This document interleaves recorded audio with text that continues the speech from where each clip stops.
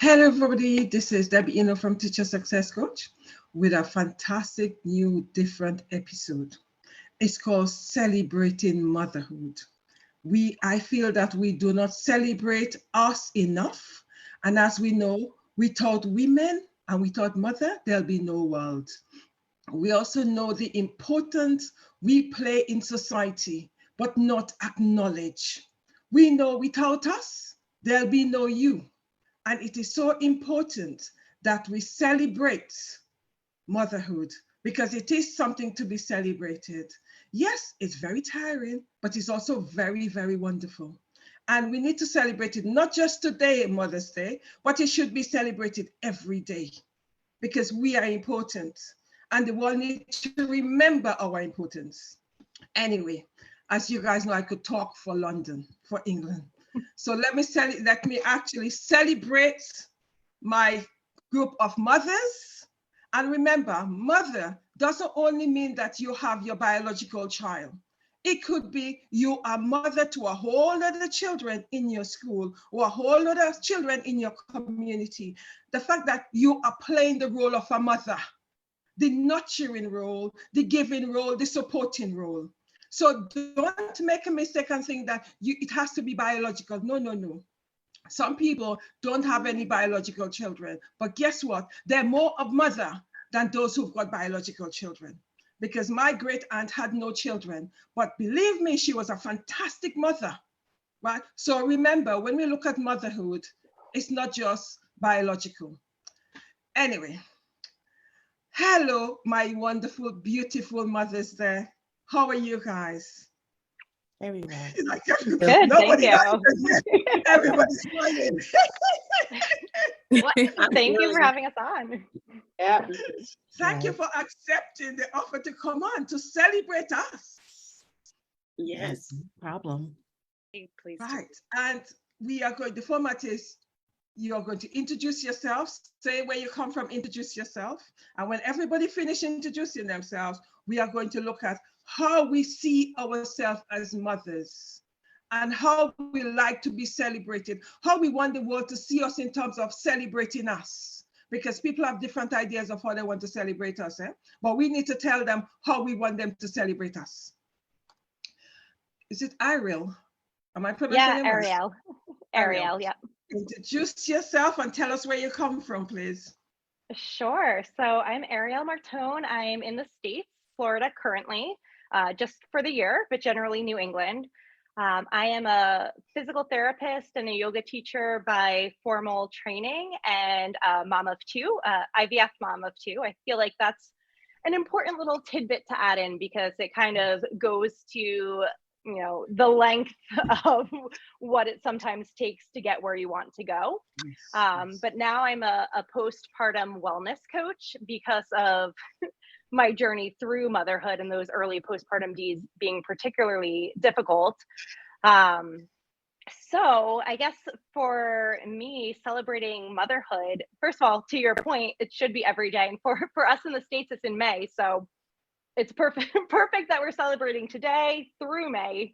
But I do think that for me, celebrating motherhood is, to make sure that you're still celebrating yourself, because even though you're a mother, you are a whole person. And motherhood, I think, is a very, very important piece of that. But you still are a whole person with, your own needs, your own wants, your own desires. And I think that doesn't diminish, and that shouldn't necessarily diminish just because you are devoting more of yourself to bringing somebody up into this world. Thank you. Yeah, it is very true, because that's forgotten. In all of this we seem to forget ourselves, because we're so busy doing for everybody else that we become forgotten and minimized. Very, very true. Thank you for that. Jasmine? Oh, I was hoping you were going to leave me till last. You want to go last?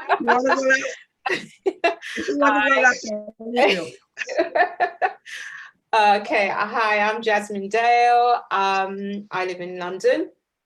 I'm a mother of three. I have a few businesses. one of my businesses I'm a mother to, which is called the Hearts of Talent, which is a youth-based organisation helping youths to show their talents through the avenue of arts. And also if they're at a very critical juncture of their lives, they can make that positive decision of which way to go, basically. So kind of that's me in a nutshell. I do quite a few things. I wear different hats. Yeah, I'll go more into that a bit later, I guess. But yeah, on the whole, I'm Jasmine Dale from London, 3 children, married for coming up 24 years, and enjoying my life as my children have grown to a certain age. I'm looking forward to life, and yeah, at my old age, shall I say, looking forward to life at this old age of my life.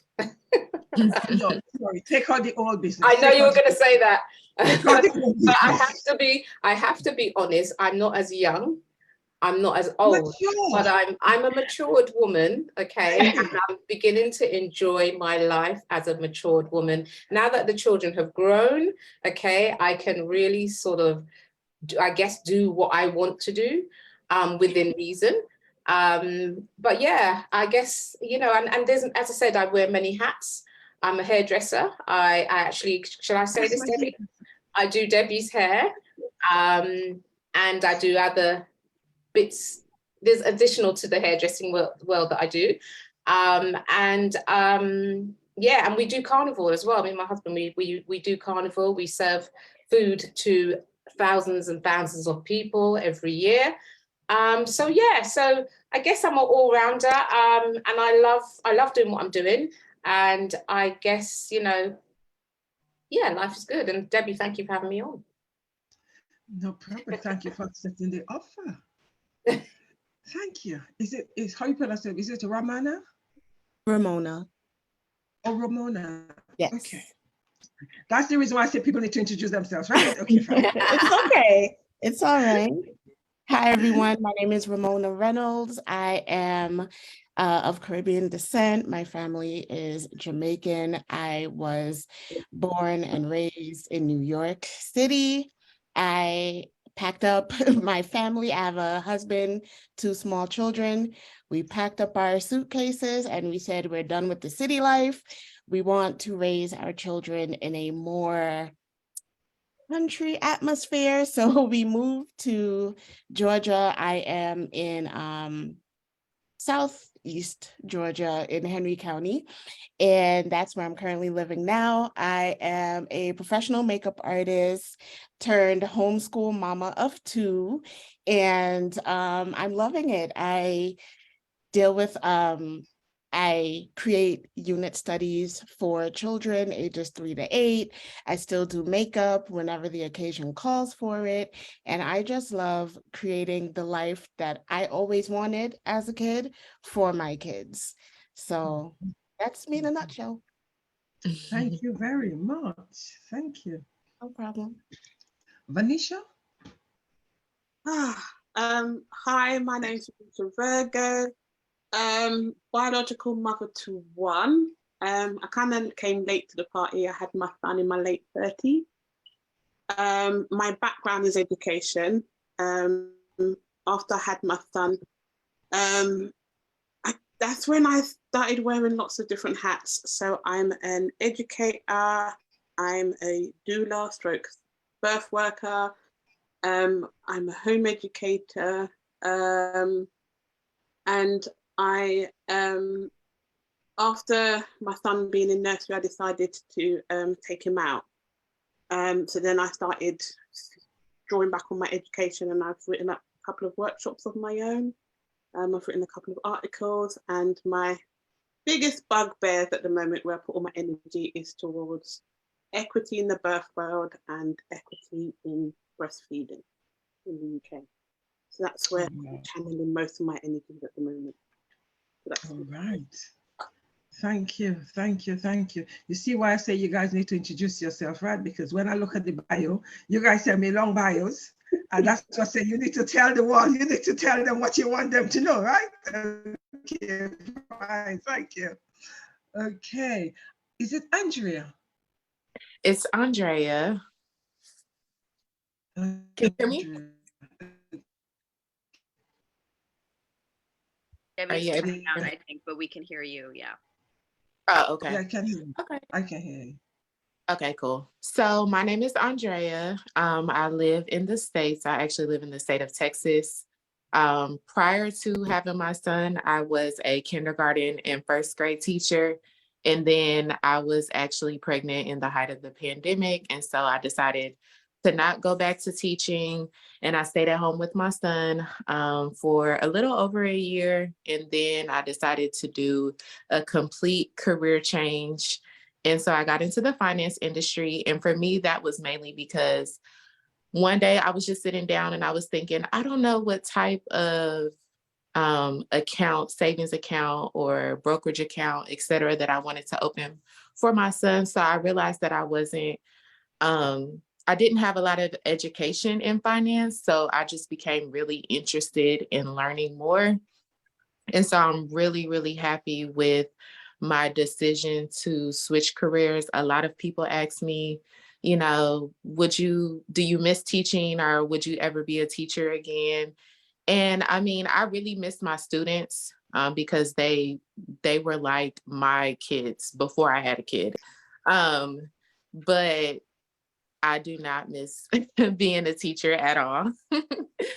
But yes, I'm a first-time mom. So my son is 2.5, and every day is a learning experience. I try not to be too hard on myself. That's one of the things that I see the most with first-time moms is they're so hard on themselves, and they just like feel like they're a failure for every little mistake. And I just try to put out there that, you know, we're continuously learning. Even when I make a mistake, yes, sometimes I have that mom guilt, but I learn from it and I just try to do better with every interaction with my son. So yeah, that kind of sums me up. Mm-hmm. Thank you very much. Thank you. Shotty? Unmute myself. Hi. So my name is Yamuna, although many people don't remember that. So Shorty is the name. I'm Shorty. I am a master life coach, clinical hypnotherapist, and NLP practitioner, which is a big mouthful. But for the purpose of tonight, I would mainly just focus on the NLP, which is neuro-linguistic programming. And I coach people on what I'm passionate about, but it's always client led. So I just help moms or people understand that their language has such a huge effect on who they become and who they are. Maybe we'll go into that a little bit later. I'm also a mom of 2, recently divorced, sadly, but not sadly. You know, I've been home educating my 2 boys for 4.5 years. Milo is 9 now, and Arlo is going to be 6 next week. I'm deeply passionate about just education really being for the whole family and helping people deconstruct that idea that we teach our children.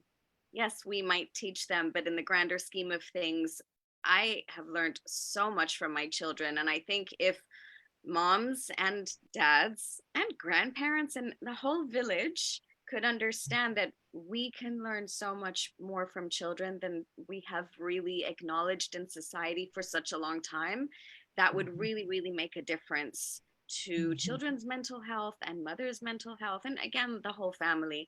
I am a feminist, but I'm also all about helping men heal their trauma. You know, men have their own layers of horrible conditioning just as well as women do.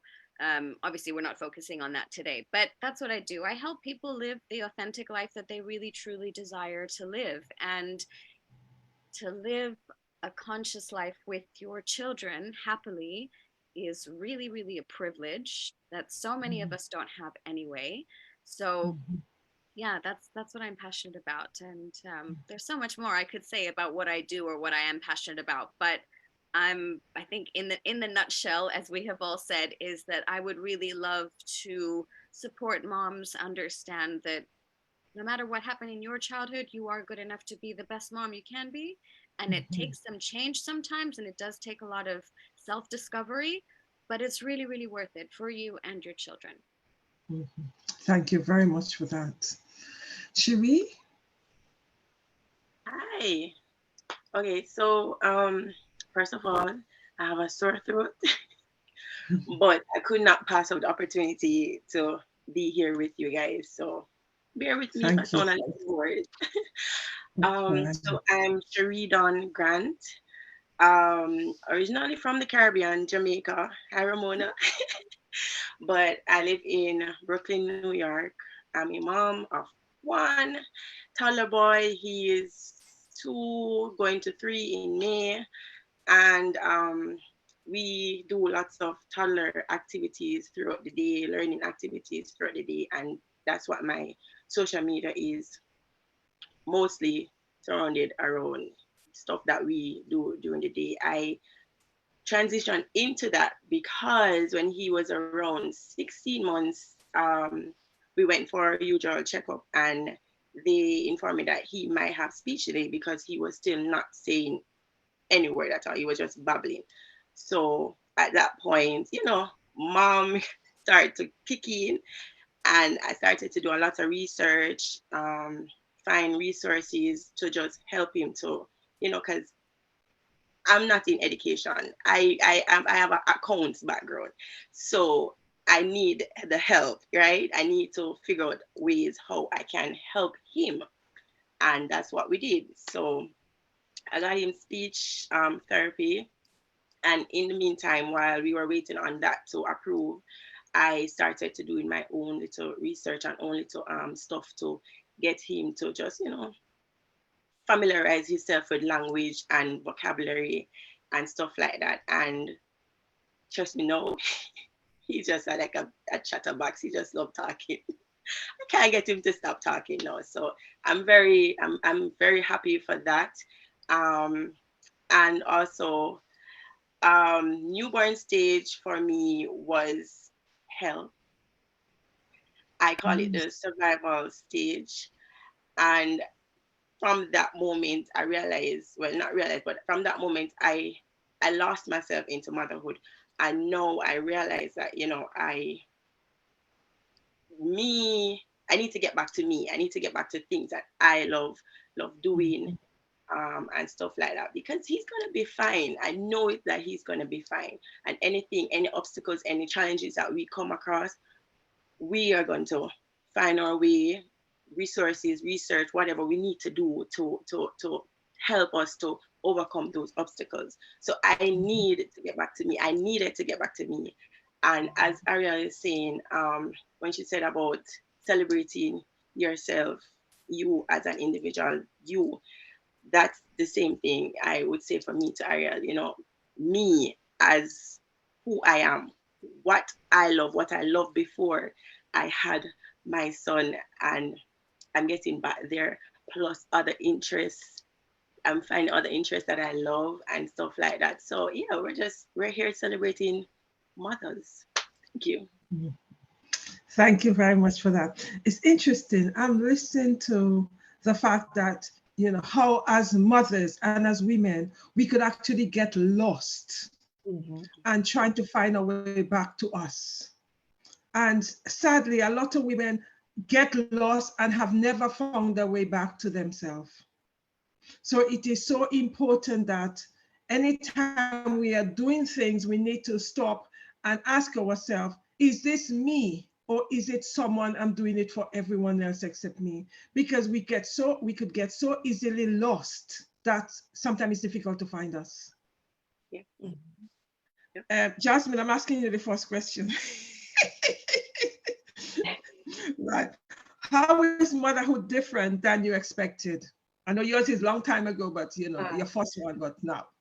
Okay. My eldest son is going to be 34 this year. When I had my first son, the experience was hard because I was young, very, very young. And being a single parent at that time as well. When I had my son, the reality, obviously, of seeing this child and thinking, oh my gosh, I am now responsible for somebody else's life. That got me, because the fear was getting things wrong. And there's no manual to being a mother. I would say parent, but this is Mother's Day. So, well, in England anyway. There's just no manual that explains this is how you're going to feel. But maternally, you know exactly, you know what, well, some of us know what to do, because not everyone has this maternal bond, do you know what I mean, thing going on. But my expectation, okay, I guess in a dream world, my expectation was, you know, I'm going to be this super mom, listen, you know, do it all, go to all school recitals and so forth. But in the real world, it doesn't work like that, because I then realized that I had to work, but his recital was at the same time when I was at work. How am I going to do this? How am I going to balance all this out? For a long time, I was annoyed with myself because I felt that I couldn't give my son exactly what he wanted as being a single person. Do you know what I mean? Back then. But my expectations now, as being a married partner, my expectations is very much different, because being a single parent and being in a marital situation, there's joint responsibility. So my expectation was, right, okay, we're going to do this together. If I'm not there, you're there. Do you know what I mean? And it makes things a lot easier. If I'm tired to feed baby, do you know what I mean? Daddy, you're going to have to do that. Do you know what I mean? So my expectations kind of changed throughout the years, from being a single parent to being a married parent. So there is a bit of a jump. And anyone that is single on this platform, you know that it's very hard to be in so many places at once. Do you know what I mean? You've got to think double for everything. You've got to think triple for everything. You've got to make sure that everything is in order. Do you know what I mean? In order for your family to turn over. So my expectation is basically, as a parent right now, is that we just have to work together. You know, you have to work together in order for this to happen, because no man can do anything by themselves, none at all.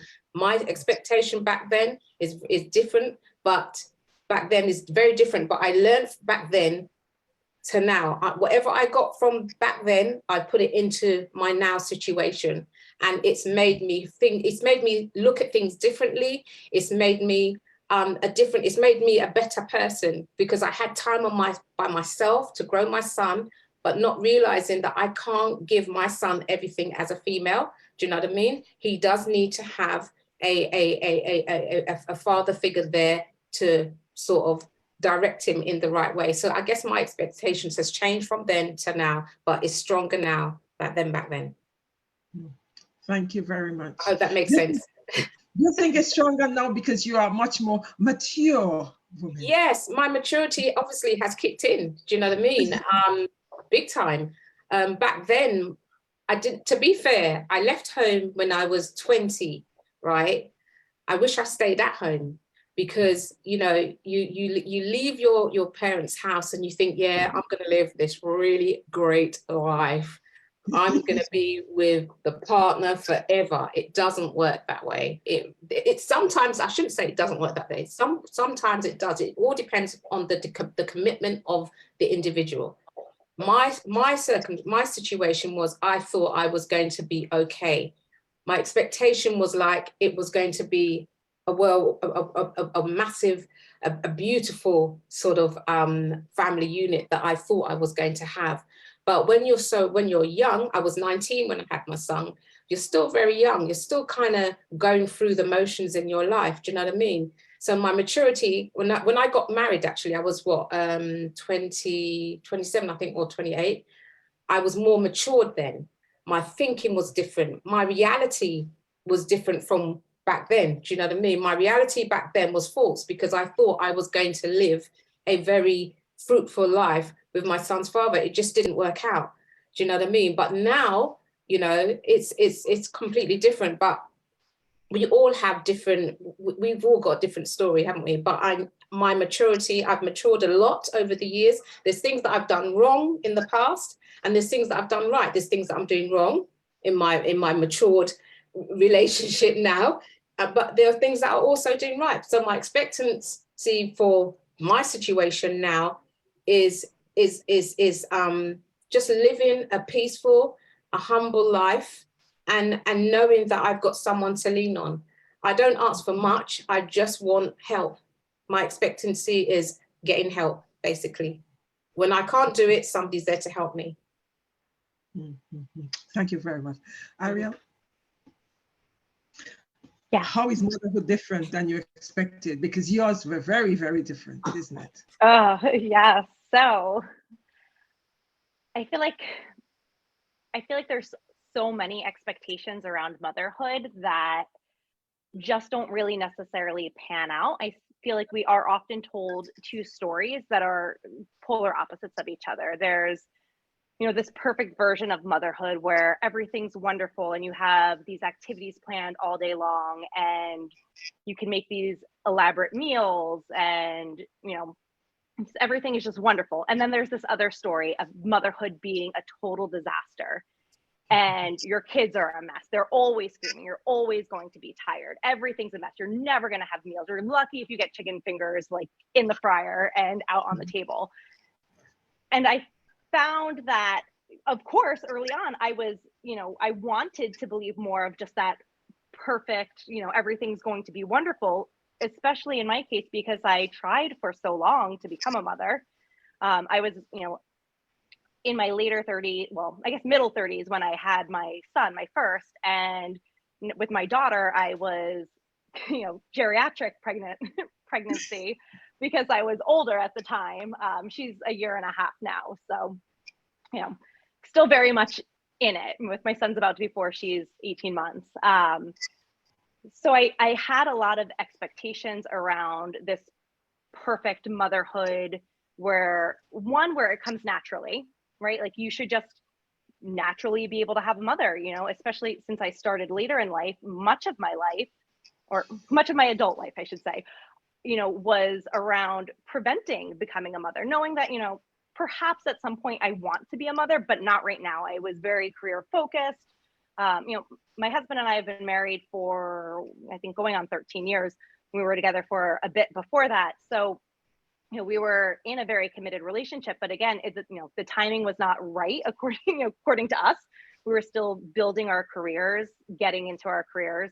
That it was, you know, something that was always pushed off, and you think that it should just happen naturally. So when you're met first with that first hurdle of, all right, that's not happening naturally. Like we've been trying and kind of jumping through all the hoops and trying to figure all of that out on the, you know, infertility front. And, you know, and for our case, it was unexplained. So for me, I found that pretty frustrating. You know, my husband and I both have medical type backgrounds. You know, give us a problem and we can try to fix it. We can say, okay, this makes sense, where I'd like to consider us rational people. Of course, in the moment, when your emotions are ramped up, like no one's really rational. But give us a problem. We can kind of work our way through it. If something makes sense, okay, like what's our next steps then? Do we go the adoption route, you know, and so forth. And so that unexplained piece was, for me, very frustrating. But then you get into motherhood, and of course, you know, there's a whole lot of perfectionist tendencies that I think I pulled in from, you know, my own personality traits, flaws, or whatnot that you may have. You know, they served me well at one point in getting through school, but in motherhood, you know, I don't know if anything is more detrimental than trying to be a perfectionist in motherhood, because, you know, there is no perfect parenting. But I also didn't want to just subscribe to that mess either of just everything being a disaster. And I really feel that setting our expectations and knowing that it doesn't have to be one extreme or the other is extremely important. Because it's, you know, you're going to have good days and bad days, and it's, you know, it's never one or the other. It's always kind of somewhere in the middle. But my expectations were that it would come easy. It would be natural. Everything would be, you know, generally my husband and I are happy and we have a good life. And so it should be great. And then I was hit, you know, with the struggles of infertility. I had to have an emergency C-section with my son. We had a really rough breastfeeding journey, had to use a nipple shield for the first 3 months. That was something that was really important to me to breastfeed. So working through that, again, it was like nothing's happening naturally or the way that in my mind it should be. All of my expectations, nothing was met. We worked through it. We ended up, you know, I was able to breastfeed him for 15 months. I kind of pushed a lot of those expectations aside. But with my daughter, because I never dealt with them initially, those expectations and all of the feelings that I had of, you know, not being good enough, of being a failure, of not meeting those expectations, they resurfaced, and they resurfaced really hard. And I ended up getting postpartum depression. You know, hindsight, did I have it a little bit with my son? Possibly. I feel like there's a lot of gray area. And I think that's an expectation that's not necessarily talked about much either. It's, you know, we're informed of what postpartum depression or postpartum anxiety is, but a lot of it is kind of normalized too, that, oh, you're just going to be kind of a neurotic mess in early motherhood. But I don't, you know, that doesn't necessarily have to be true. And I feel like that stops people a little bit from seeking the help and the support that they need, because they just expect, oh, early on postpartum is tough and I'm going to have the baby blues and I'm going to have just anxious thoughts because that's mom life now, and I'm going to feel like a hot mess all the time. And I'm, you know, so, you know, I think there was a lot of expectations that I had that I felt like I wasn't meeting up to. And, you know, on top of all of that was the title change, going from being a physical therapist and a yoga teacher to, as we were talking off screen before, that just a mom, before I shifted into becoming a postpartum wellness coach. I was taking time off, and that time off was kind of an undefined amount of time. I didn't know exactly what that looked like initially. So that was hard to kind of wrap my head around. And I think, you know, our words and our language are really important. And so that affected me more than I thought, even though, you know, it was my choice. I was making this decision. I was happy with it. It was still really uncomfortable, I guess is the best way to describe it. So yeah, so I think there's so many expectations that are either just not fully true, or that, you know, I would say, yeah, I guess that are not really true, that you really don't need to listen to, especially in early motherhood, that kind of can throw you off track. Mm-hmm. Yeah. Thank you very much for that. And it is very, very true. The expectation and the reality, two different things. Can you guys hear me? Yeah. I can hear you. You're breaking up a bit. Okay. Ramona?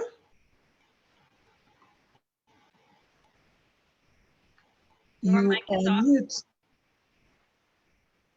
Thank you. Yeah, so for me, I always felt that, you know, as a little kid, you always dream of what life would be like as a mother, and you kind of fantasize and kind of almost romanticize it, because you don't know what you don't know. So I always had this vision in my head, to your point, Ariel, of just being like this, you know, mom that kind of does it all, and she plans all the activities and functions. And to some extent, I am like that now. But the reason Yes, why you're doing it. like that, but the reason why though I'm like that now is because I had to make a very big change. So when I became a first-time mother, I did have postpartum depression for 14 months, but it wasn't until after I came out of it that my husband was the one that brought it to my attention. Even my family, they kind of saw that something was off, but they didn't know exactly what it was, because I just felt like we had a lot going on at the time. You know, I was pregnant. We were also planning our wedding while I was pregnant, the month of my wedding. You know, I thought everything was set and ready to go. I had no pastor anymore. I had no church anymore. And this is 30 days, like less than 30 days for me to walk down the aisle. So it's like a lot of panic with that. And then dealing with pregnancy. And although I did have a very good pregnancy, I had a very traumatic birth. And we also had an emergency C-section as well. And I don't know, like the months after giving birth, it was just so much change happening so fast that I think my mind and body just couldn't catch up. And it affected me and the way how I always felt like my son was almost like a baby that I'm babysitting, but he didn't feel like mine in the beginning. It's just like I'm watching him for someone and waiting for that person to pick their child up. And that was, but I didn't say anything at first because, you know, you feel like, oh, you're a mom now. Like everyone's always talking about, oh, the moment they're born, you'll find this instant connection and then you'll just bond like that. And that didn't happen for me. And so I felt like there was something wrong with me, but I didn't want to say it out loud because I didn't want to be judged. And so I kept it to myself. And in doing so, I just felt more and more disconnected, more and more at war with myself. And I think that, you know, that on top of the whole wedding thing, like it was just a lot going on for me. And even after, you know, I got out of the whole postpartum depression phase, thank God for my husband, because I eventually, you know, started sharing with him how I felt, and he tried to support me the best he could, but I was too scared to bring it up to the doctors. And so I'm just unleashing on this poor man who's just trying his best to keep me from like going completely postal. So we went from that till, okay, and I'm also the caregiver of my grandmother who has dementia. So I'm taking care of her, taking care of newborn. I'm newly married. It's again, a lot happening all at once. And then I started to realize, you know, once I started going back to work, because as I mentioned earlier, am still a professional makeup artist. So I'm working in the day, my husband's working at night, and I just feel like we're two passing ships. You know, thank God we were blessed to have a very supportive system. So my aunt, she has an at-home daycare and she lived 15 minutes away from me. My in-laws live 5 minutes away from me. So if my son wasn't at our home, he was either at my aunt's or his grandparents, but he would literally be home with us for maybe a day or two out the week. And after a while, I had to sit down with my husband and have a very real conversation. Like, this isn't the way that I expected motherhood to be like for me. Like, I feel like we're not even his parents. You know, like literally all we do is take him to doctor's appointments. And, you know, eventually we found out that he had speech delay, he has autism, ADHD. So we're taking him to all these appointments, but then we're pushing him back to my aunt and his grandparents. And I didn't want to live like that anymore. You know, I birthed a child. I want to raise my child. And it's almost like kind of a catch-22, because it's like, on the one hand, I'm grateful for the support that we do have, but on the other hand, I can't help but feel like this isn't what I had in mind. I did not think that by giving birth, you know, I would have to then turn him over to someone else to raise while we work. And I didn't like that. So we had a very long discussion. 2 years later, we were just done with living like this, because it's like, he's working at nights, even though he is like, he has the means to provide, and, you know, we have great insurance and all that.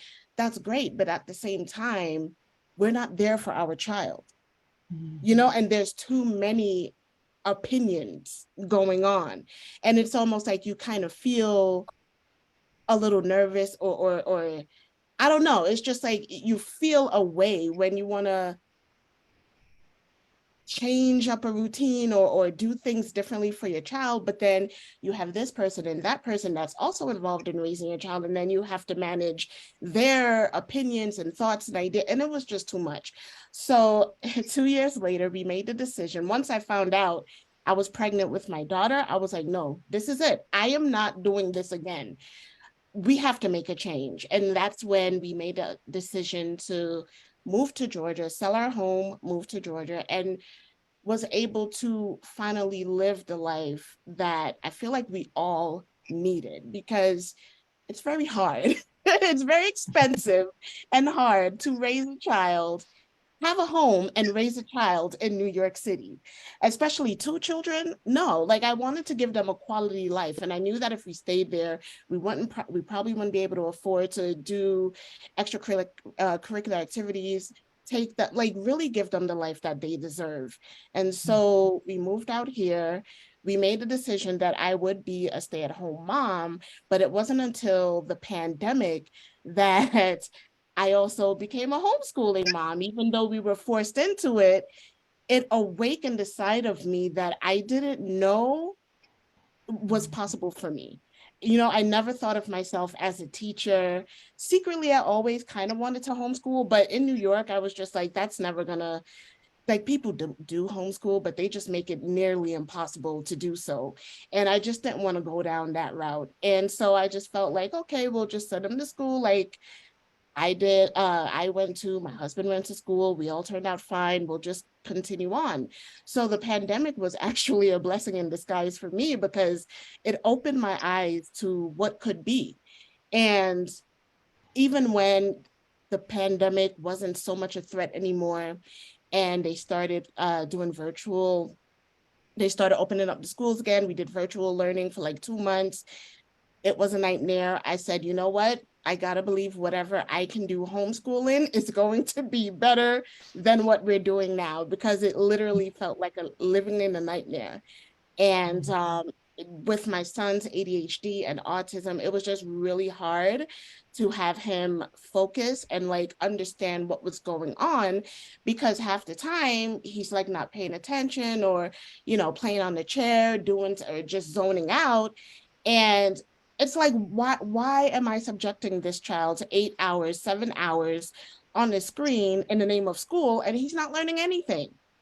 Might as well we go back to what we were doing when we were forced into homeschooling, and it was just so much better that way. And I never looked back. And so once I pulled him out, that was it. I made up in my mind that this is the route we were taking, and I cannot be more grateful and happy for that decision that both my husband and I agreed to. And now, because of that decision, my daughter, who I would just have her sit next to my son while I was homeschooling, she picked up a lot on what I would teach him. And now she's 4 years old, interested in the human body, could tell you all about the digestive system. We're doing addition and subtraction. She is 4. And there was a point where I felt a little bad for her, because she would see, you know, her brother go to school, and she would want that for herself and always mention, oh, I want to go to school too. So we enrolled her in this private preschool, and then within 2-3 months, we had to take her out. The teacher called me saying that she's bored to tears. They're teaching 1 number, 1 letter a week. She's already mastered her alphabets. She knew at that point her numbers from 1 to 30. And so she's just bored, waiting for everyone else to catch up to move on to something else. And so it was just such a complete shift once I took her out and started to homeschool her as well. And so a lot of the activities and a lot of the lessons we do together, and they enjoy it, and I love it. Like, because they are so interested in learning, that makes me want to go harder and just do the extracurriculars and plan out the lessons. And like, I truly love lesson planning now. And it's because of them. And it's because of me just focusing on what it is that they're interested in, finding a way to incorporate that into our homeschool and just watch their creativity and watch their joy come to life. And so because I would share my journey on what we do in our homeschool, I would get a lot of people on Instagram asking me, hey, where did you get this from? Or what resource would you recommend for this? Or where can I find that book? Or et cetera, et cetera. So I decided, you know, why not take everything that I've been doing with my kids and put it together so that other people that may be interested in homeschooling or just want something supplemental to do with their own kids, they can have it as well as a resource. Because I know not everyone like lesson planning, but for me, like, I love it. I'm like such a lesson plan geek. I can do it all day and I love it. So that's what I started doing. And so I started to create seasonally based unit studies for children, just based off of the activities that my kids did, but also maintaining, you know, what we need to cover in our homeschool as per the state of Georgia. So that's my motherhood journey. Thank you very much. Actually, I do have a program I do on a Friday, which is about home education, homeschooling. Yes. So I'm going to invite you to come on so we can actually discuss that into even greater depth, right? Because I do have the program. Fantastic. Thank you very much. No problem. Virgo, I noticed that you introduced yourself as Virgo just now, right? So yeah. Right, in terms of motherhood and expectation. Was it different for you? I'll be honest, being a parent kind of knocked me, mainly because before I had my son, I've been working in childcare for more than 25 years. In nurseries, as nanny, as childminder in my home. When I was pregnant, I was actually childminding from here, where I live now, and I had anything from 6 to 8 children on a daily basis. It was kind of nice. They used to call him Peanut, because you know you get your ultrasound and you see the little shape. So they used to call him Peanut, and it was nice. But I mean, I had for want of a better phrase, a traumatic birth. My son was born non-responsive, but being self-employed and a single person, I had to go back to work after 6 weeks, which was 4 weeks after we got home. We were in, he was in neonatal for 2 weeks. So that was a shock. That was a bit hard. I had amazing parents, not my parents, but the parents of the kids. And, you know, they rallied round and they, you know, did all the school runners. I just stayed at home and just dropped the kids off and helped me out. So that kind of eased me into parenting. But from being a nanny and a childminder and looking after kids day in, day out, I was part of a 2-parent team. So there was always 3 of us. So like Jasmine was saying about, you know, sharing the load, there was always 3 of us. Whereas when I had my son, it was just me. So even though my professional parenting kind of experience was like the 3 of us, sometimes, you know, having an aunt, uncle or someone, my personal experience was completely different. And while I had my son, I still had to get up and, you know, I was looking after 3 or 4 other children and then doing the school run and then, you know, doing the morning school run, the lunchtime school run, the after school run, cooking, doing all those activities that Ramona's talking about. So doing all those, you know, seasonal plans and stuff. I kind of burnt out. I'll be honest, I kind of burnt out. I didn't realize at the time, but I did burn out. It just so happened that when my son was about 6-7 months, we had the 6 weeks holidays. And I mostly slept for those 6 weeks. I didn't realize how much I'd been pushing myself and how much I was just going until those 6 weeks holidays hit. And that's when I decided to take a bit of a step back. I didn't take on any more children once I had started going to school. I had more time in the day. I had more time for my son. I actually had my son just after my 39th birthday. So you know, you might refer to as a geriatric parent. So yeah, True. and I found that as a single parent, my life choices, a lot of them that I had with my son, was about money. So we did cloth nappies, which all of my family thought was a bit weird and whatever. I did choose to breastfeed because formula is expensive, and who's got time to be getting up in the morning and making all those bottles and all of that stuff when I could just roll over, whack a boob out, and Bob's your uncle, let's get this on. So I started consciously and unconsciously modifying my life to make it easier. Looking back, I was like, why didn't I realize that? And I think it's just because the expectation of being a parent is that we're supposed to have it all, know it all, do it all, and be smiling while we're doing it. So yeah, that was a bit hard. I changed what I was doing, stopped working in childcare, retrained as a doula, also did a infant feeding course. And that changed my perception on parents, because I was meeting a lot of parents who were struggling, who didn't have the information, who didn't know what to do, and they didn't know where to get help from.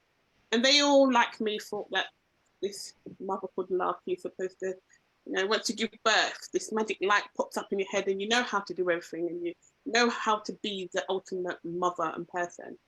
So what I realized I spent most of my time doing is saying, who told you you had to be like that? What works for you works for you. What works for Alice and Jane down the road doesn't work for you. And that's what I find most of my work about. And I came to this realization before I started doing the work, or maybe at the same time. So in a way, I think that is my way of working through what I went through. And I did some, you know, some work on myself.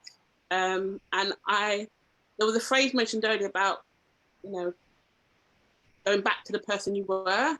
I have a different perspective. I think we are evolving into the person that we're supposed to be. I think the person we were before children, you can never get that back, because we had a different lifestyle, a different mindset, and we didn't have the responsibilities of having our children.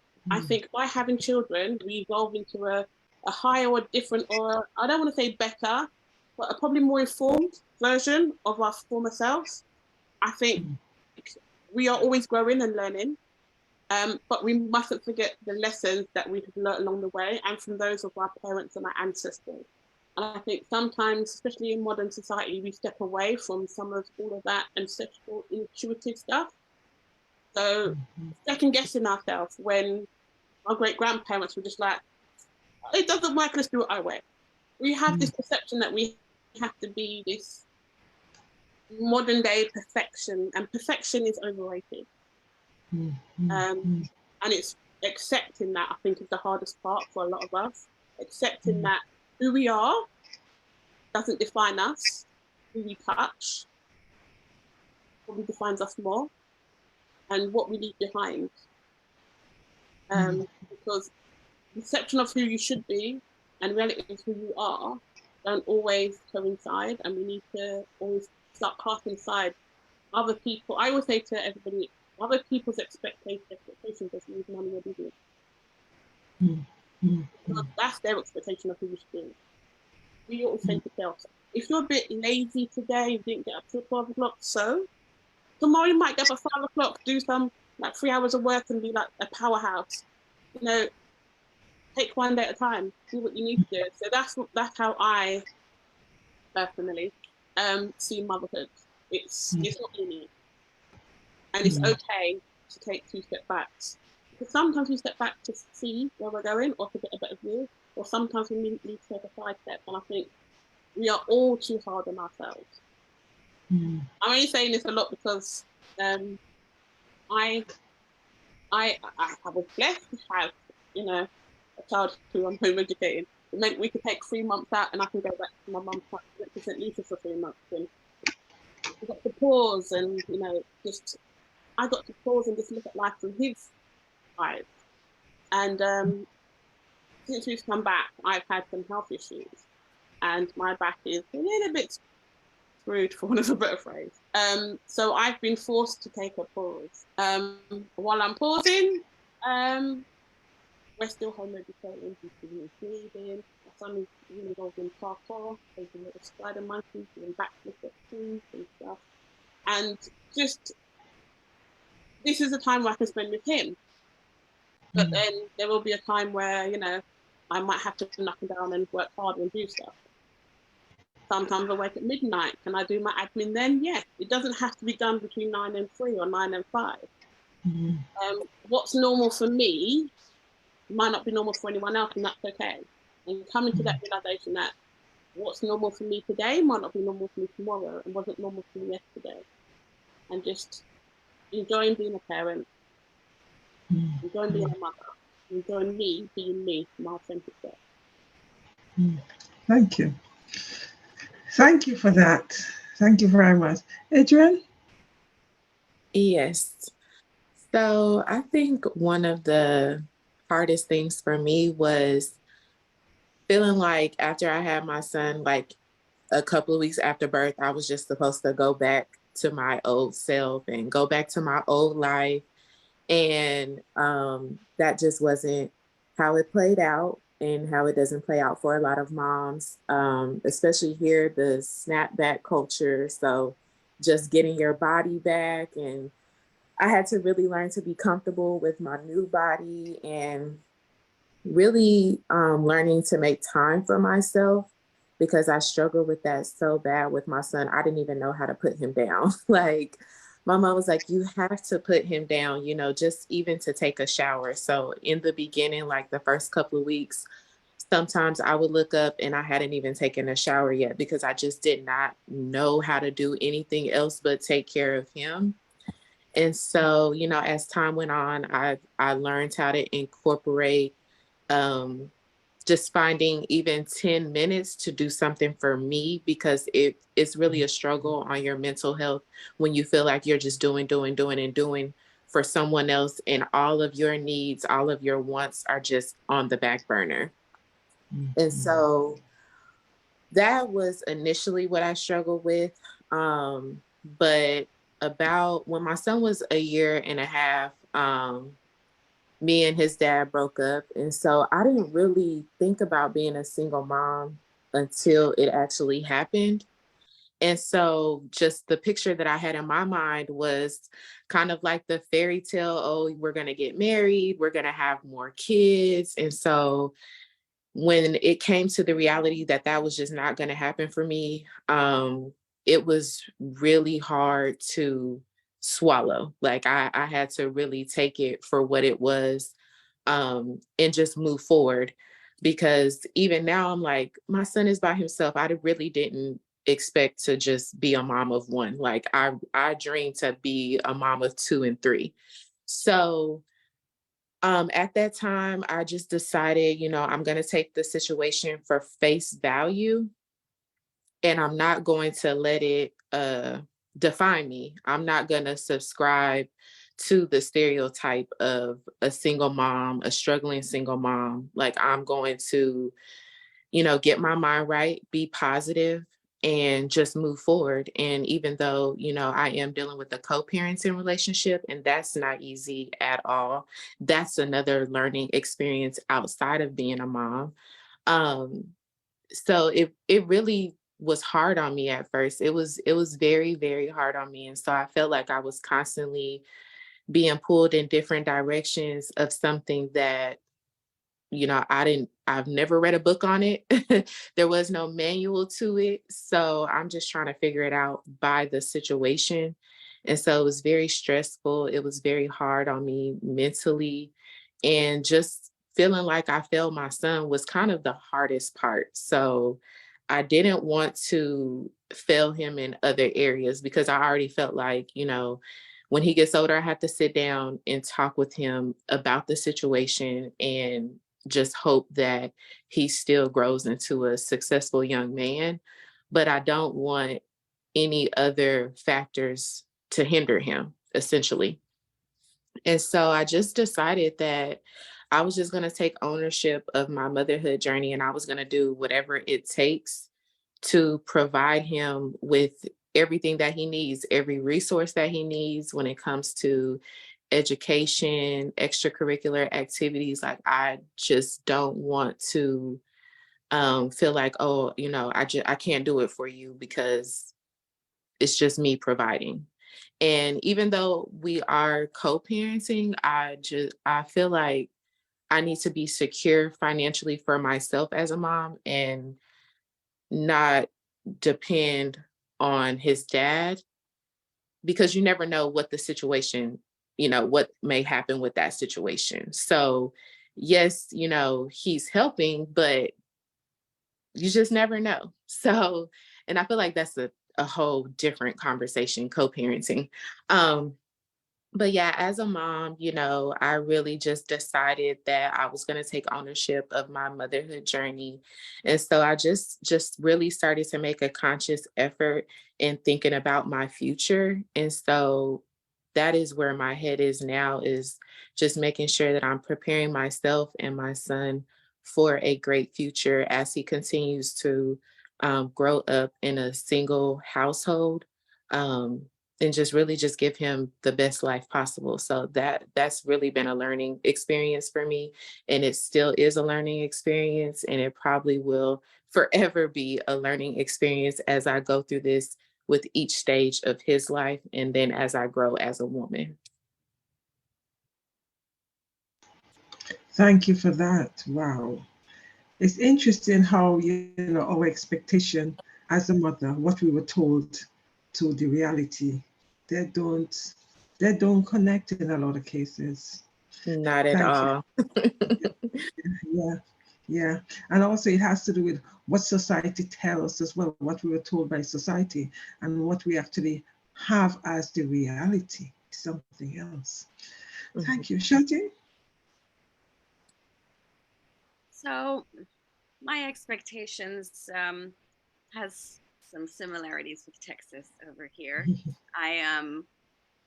I got married at 26, sorry. My husband was 25 at the time, and we had a shotgun wedding because I accidentally fell pregnant. And I came from half of my childhood was brought up quite traditionally Hindu in an Indian community in Germany, and I had a lot of the conditioning. Oh, just it really brings up a lot of emotions, I have to say. Just the conditioning of an Indian person, a lady, woman, mother. You should martyr yourself for your family, absolutely everything, to stick with your husband, to provide for your children, to give that very false look that everything is okay, even though it's not. We got married very quick because I was pregnant. Unfortunately, we did lose that baby. I had a miscarriage, but we did love each other. We were young and naive, and I don't want to blame everything on him.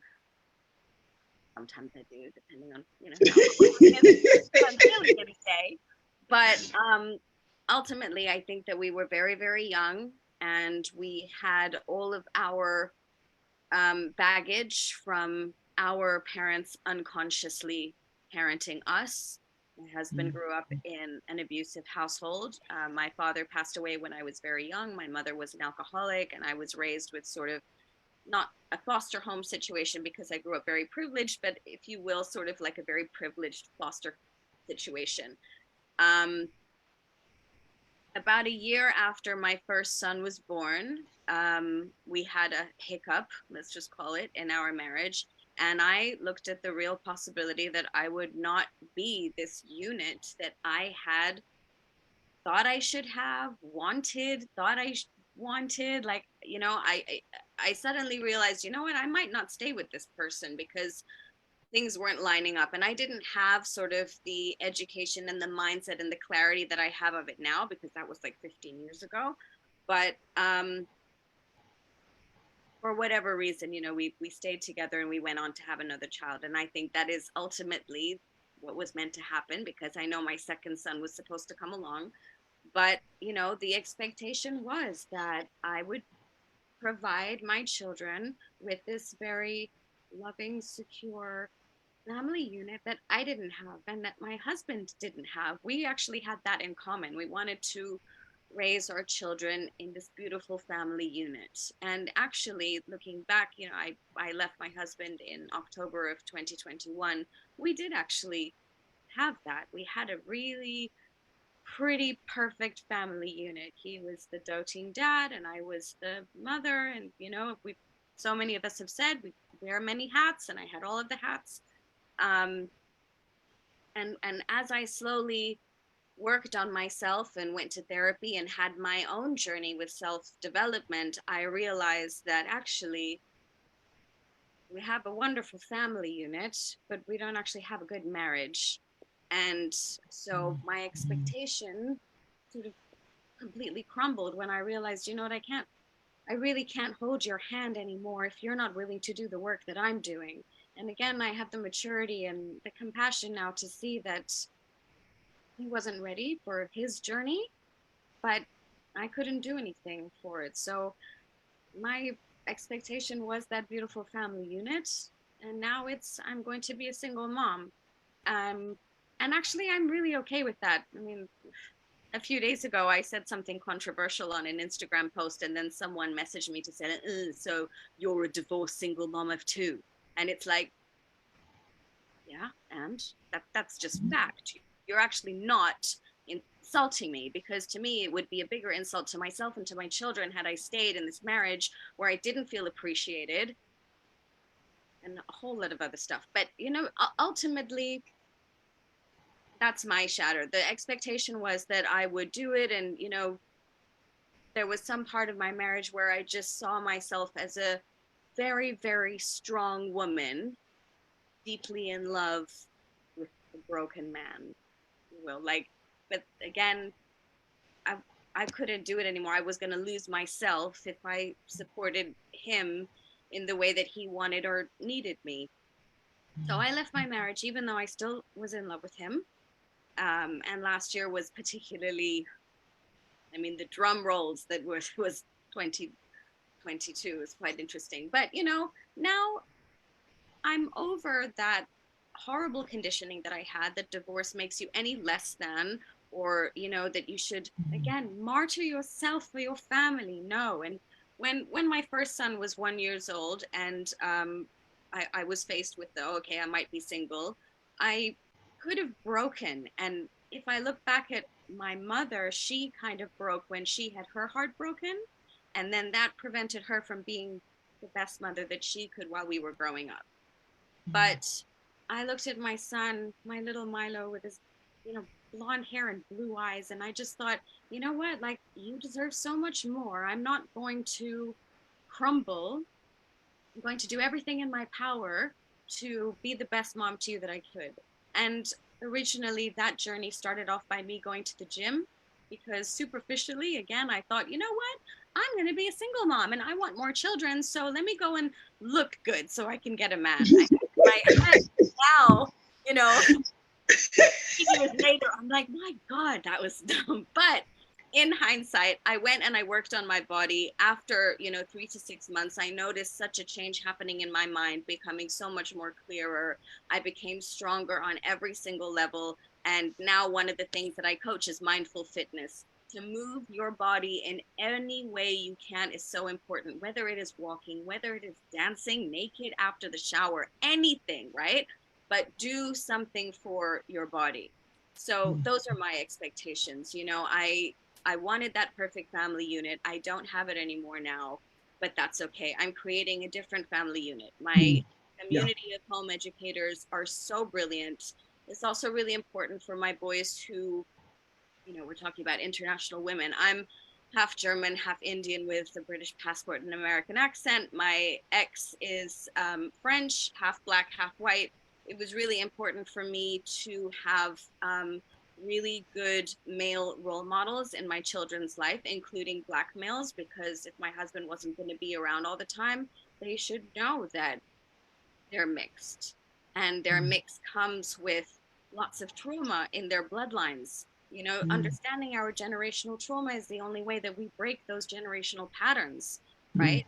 So within my community, I have, you know, three of the dads, one of which is Black, really, really wonderful with my children.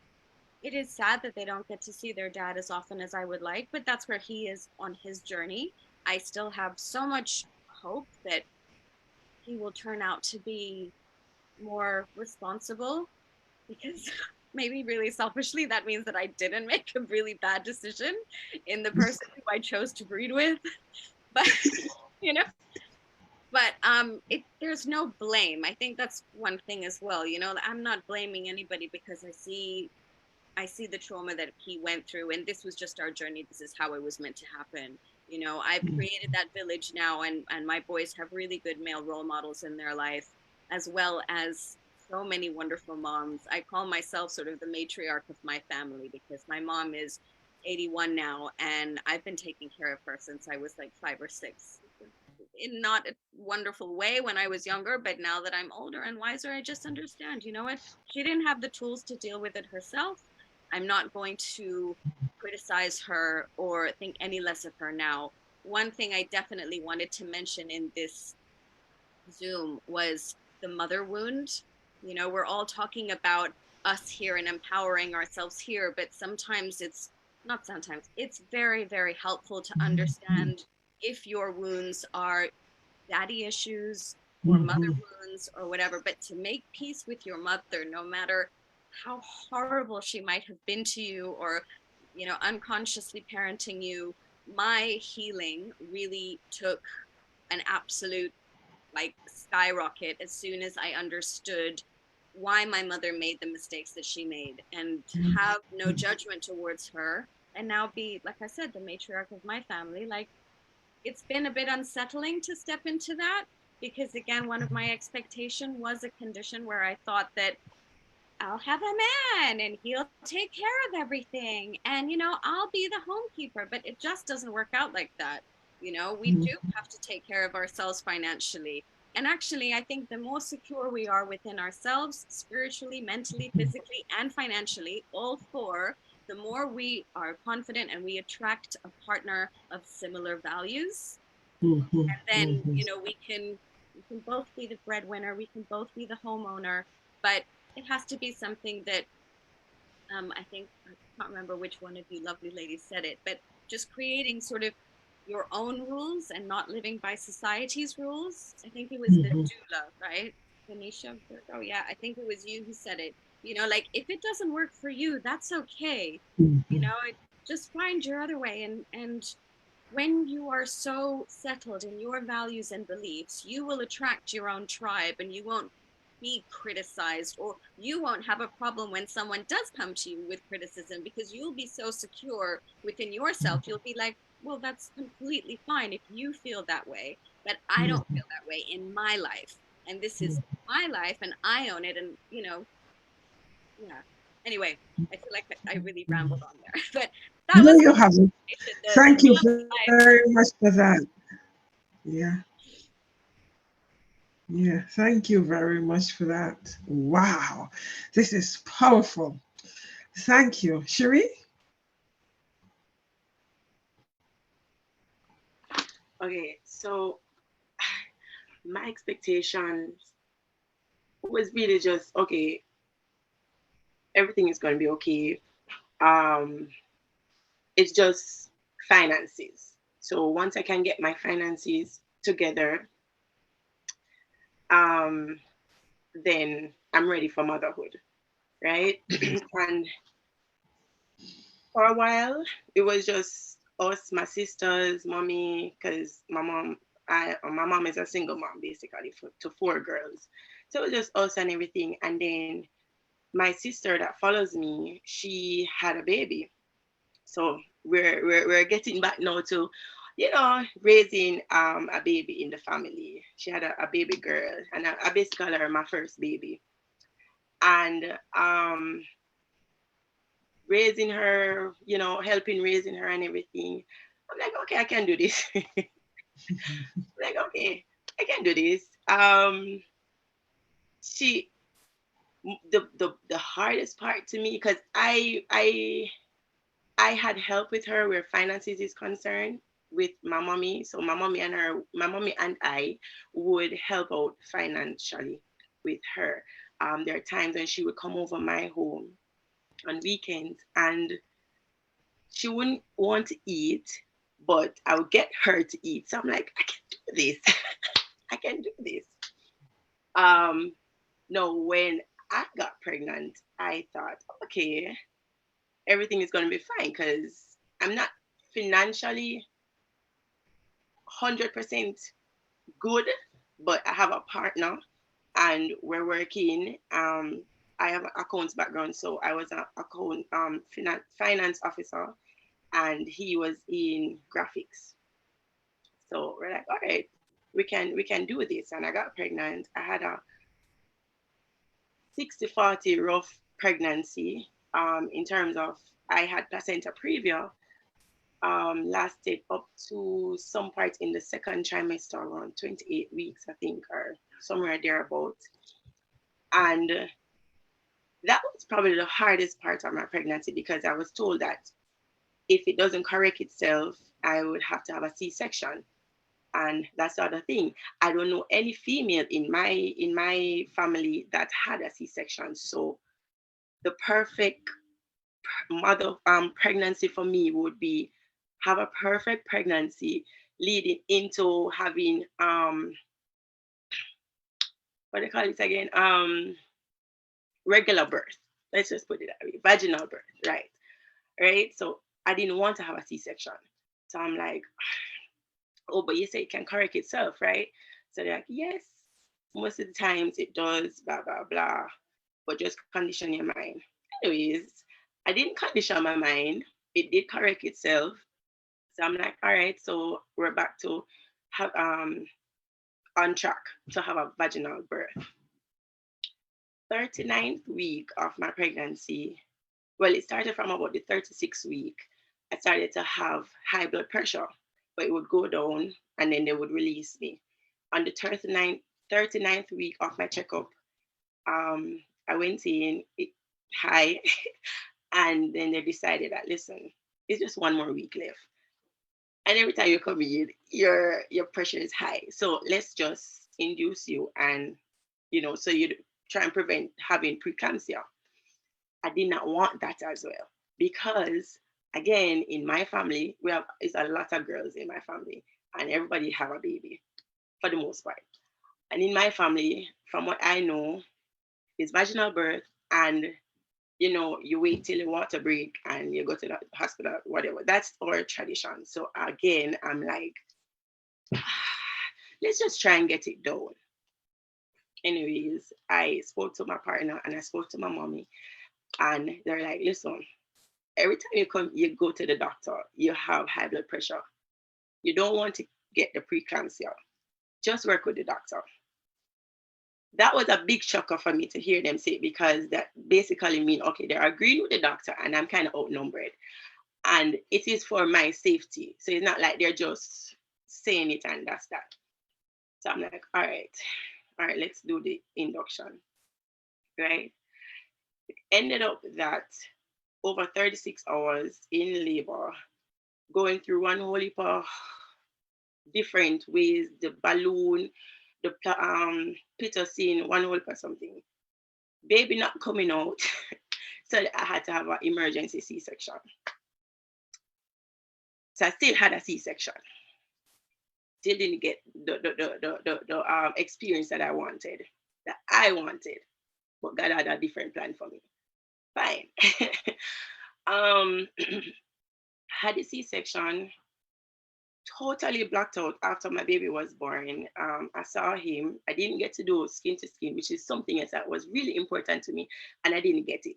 I didn't get skin to skin, but I did see him, and I had informed him that somebody's out there in the waiting room, who wants to see him, which was my sister, because my partner couldn't be there at the time. So I'm like, you can take him to her and whatever. I blocked out when they were putting me back together. I call it putting me back together. I blocked out. The next thing I knew was when I was in recovery.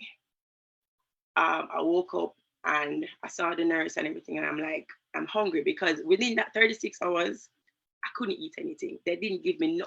As a matter of fact, before the 36 hours, I couldn't eat anything. Once they told me that induction, we're going to do induction and they're waiting to set up my room, they told me they can't feed me. So I didn't eat anything for those days. That was the first thing on my mind, the Friday afternoon when I finally came to. I didn't even realize that I blocked out or anything. I knew I was in the hospital. I saw the nurse. I'm like, I'm hungry.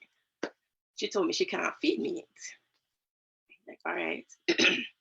When am I going to see my baby? They said, soon. All right, cool. The doctor came, told me that I have preeclampsia. No, me vex. I'm very upset. Let me go back to English. I'm very upset at this point because this was the whole thing that we were trying to prevent, right? So I'm like, I didn't even know you could get preeclampsia after having a baby. So I'm like, what do you mean I have preeclampsia? Wasn't that the reason why? And I just kept on. And he's like, yes, but there are cases when this and that happened or whatever. So I'm like, all right, what do we need to do now? And he was explaining that they want to give me some magnesium in my bloodstream and blah, blah, blah, whatever. I'm like, all right, do what you have to do. Because right now my concern is see my baby. So if you have to do that for me to get better to see my baby, I'm fine. So I went through that. I saw my son, I think late that night, like basically the next morning, early morning. I saw him. They eventually released me to go over to the maternal ward eventually. And that's when we got to spend time. Now,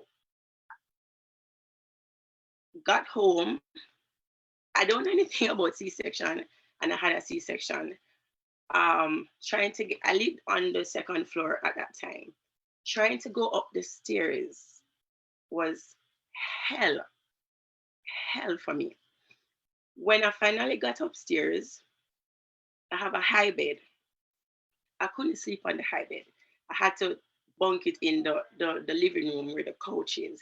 And then Zay had his, that's my son, he had his playpen set up right next to me. Now, again, I didn't get to breastfeed. I didn't breastfeed the first time in the hospital. So breastfeeding was a hell of a journey. And to tell the truth, we only breastfed for about one and a half months. And that's something else that I really wanted to do. So those were my plans. Vaginal birth, breastfeeding, having regular water breakage and all those stuff. That's what I wanted. Again, no, I've learned that, listen, that's what you wanted, but God wanted something. God knows what. So you work with that. Took me some time to get there, but I eventually got to that point where I realized that, listen, he has a bigger plan for me. And so you just work with it as we go along. So breastfeeding for me is something that I really wanted to do, and I didn't get to experience it to the fullest, because even when I was breastfeeding, I had to supplement with formula because that's what they started to give him in the hospital, and that's what he got accustomed to. And even when I went to his first checkup and they tried to get him to latch onto the breast, it wasn't working. He just was just not into the whole breast thing. And he was not putting on some pounds. He wasn't putting on weight. So we had to give him formula, and I had to feed him every hour to get him to, thrive. C-section. As I said, that was not a part of the plan, and it happened. And then I had to learn how to recover from the C-section. So I had to learn how to provide for Zay when he's up, how to get him to sleep, how to change him, how to do everything, while I was trying to recover from my own experience, my own trauma of C-section. And it was a lot. It was a lot. I remember a point where my sister, one of my sisters, called and she was like, how are you doing? Right? And I'm like, not well. Like, I feel like I'm hallucinating because I can't sleep. When I try to get a nap, they would wake up. I put him on me. He liked to sleep on my chest. But the thing is, he was a long baby, and the cut, the incision. So when he's sleeping on me, and his feet, you know how babies sleep when they're always moving in their sleep. It would just be a lot. I can't sleep, and I'm like, all right, this is just too much. So she's like, you need to get some help. You need. My sister was in the other room. I have another sister that was in another room in the building, right? And she's like, you need to call her and ask her tonight to watch Zay for you so you can get some sleep. But I'm the type of person who is like, I can do everything myself, right? Because I need to learn how to do it. But that day, that conversation, I don't know how, I don't know what happened. But when she said those words to me, I'm like, she's right.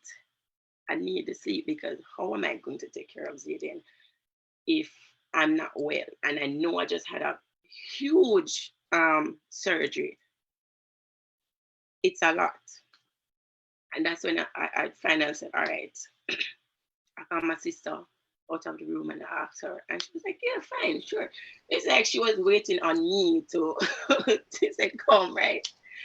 And I got a wonderful sleep that night, a fantastic sleep that night. Whew.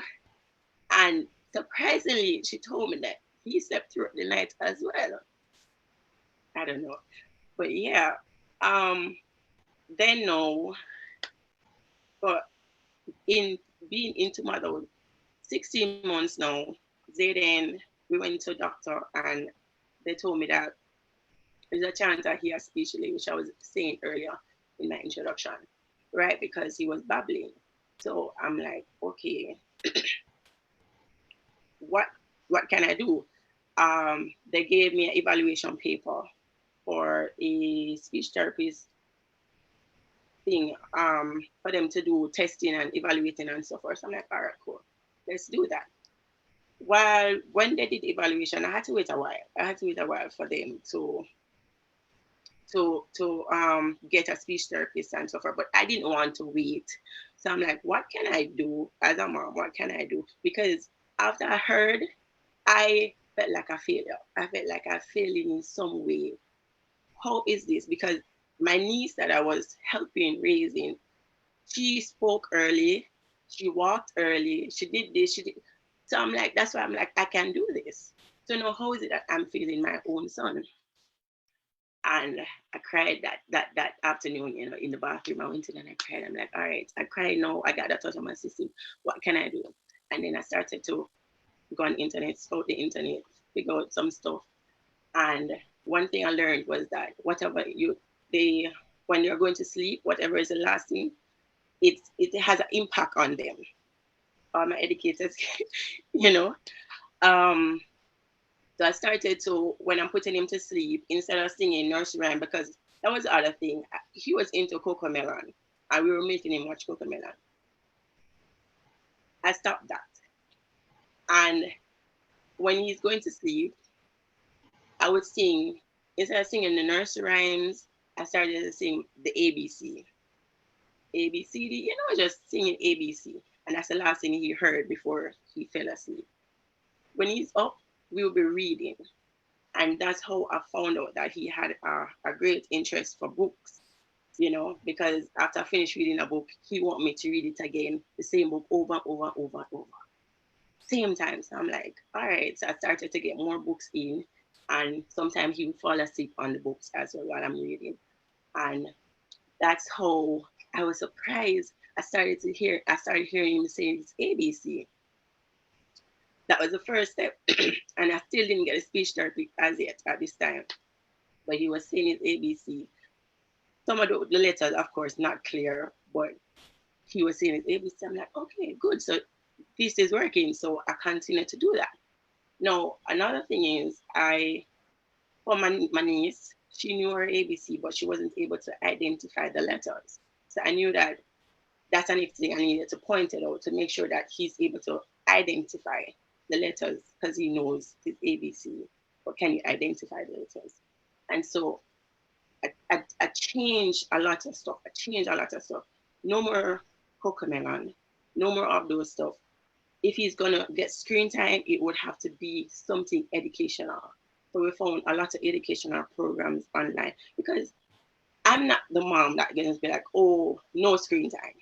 No, it's not gonna happen. Now, with my busy schedule and with his that busy schedule, we know that we to have our sanity, you're gonna have to get some screen time in so that we can have some sanity. But we were intentional on what the screen time was, what shows you were going to watch.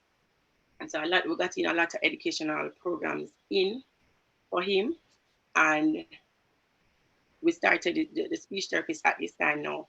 While he was doing speech therapy, I would sit in the class with him. It was virtual because, the whole pandemic, so nobody wanted to come to nobody's home or mix with anyone. So it was a virtual thing.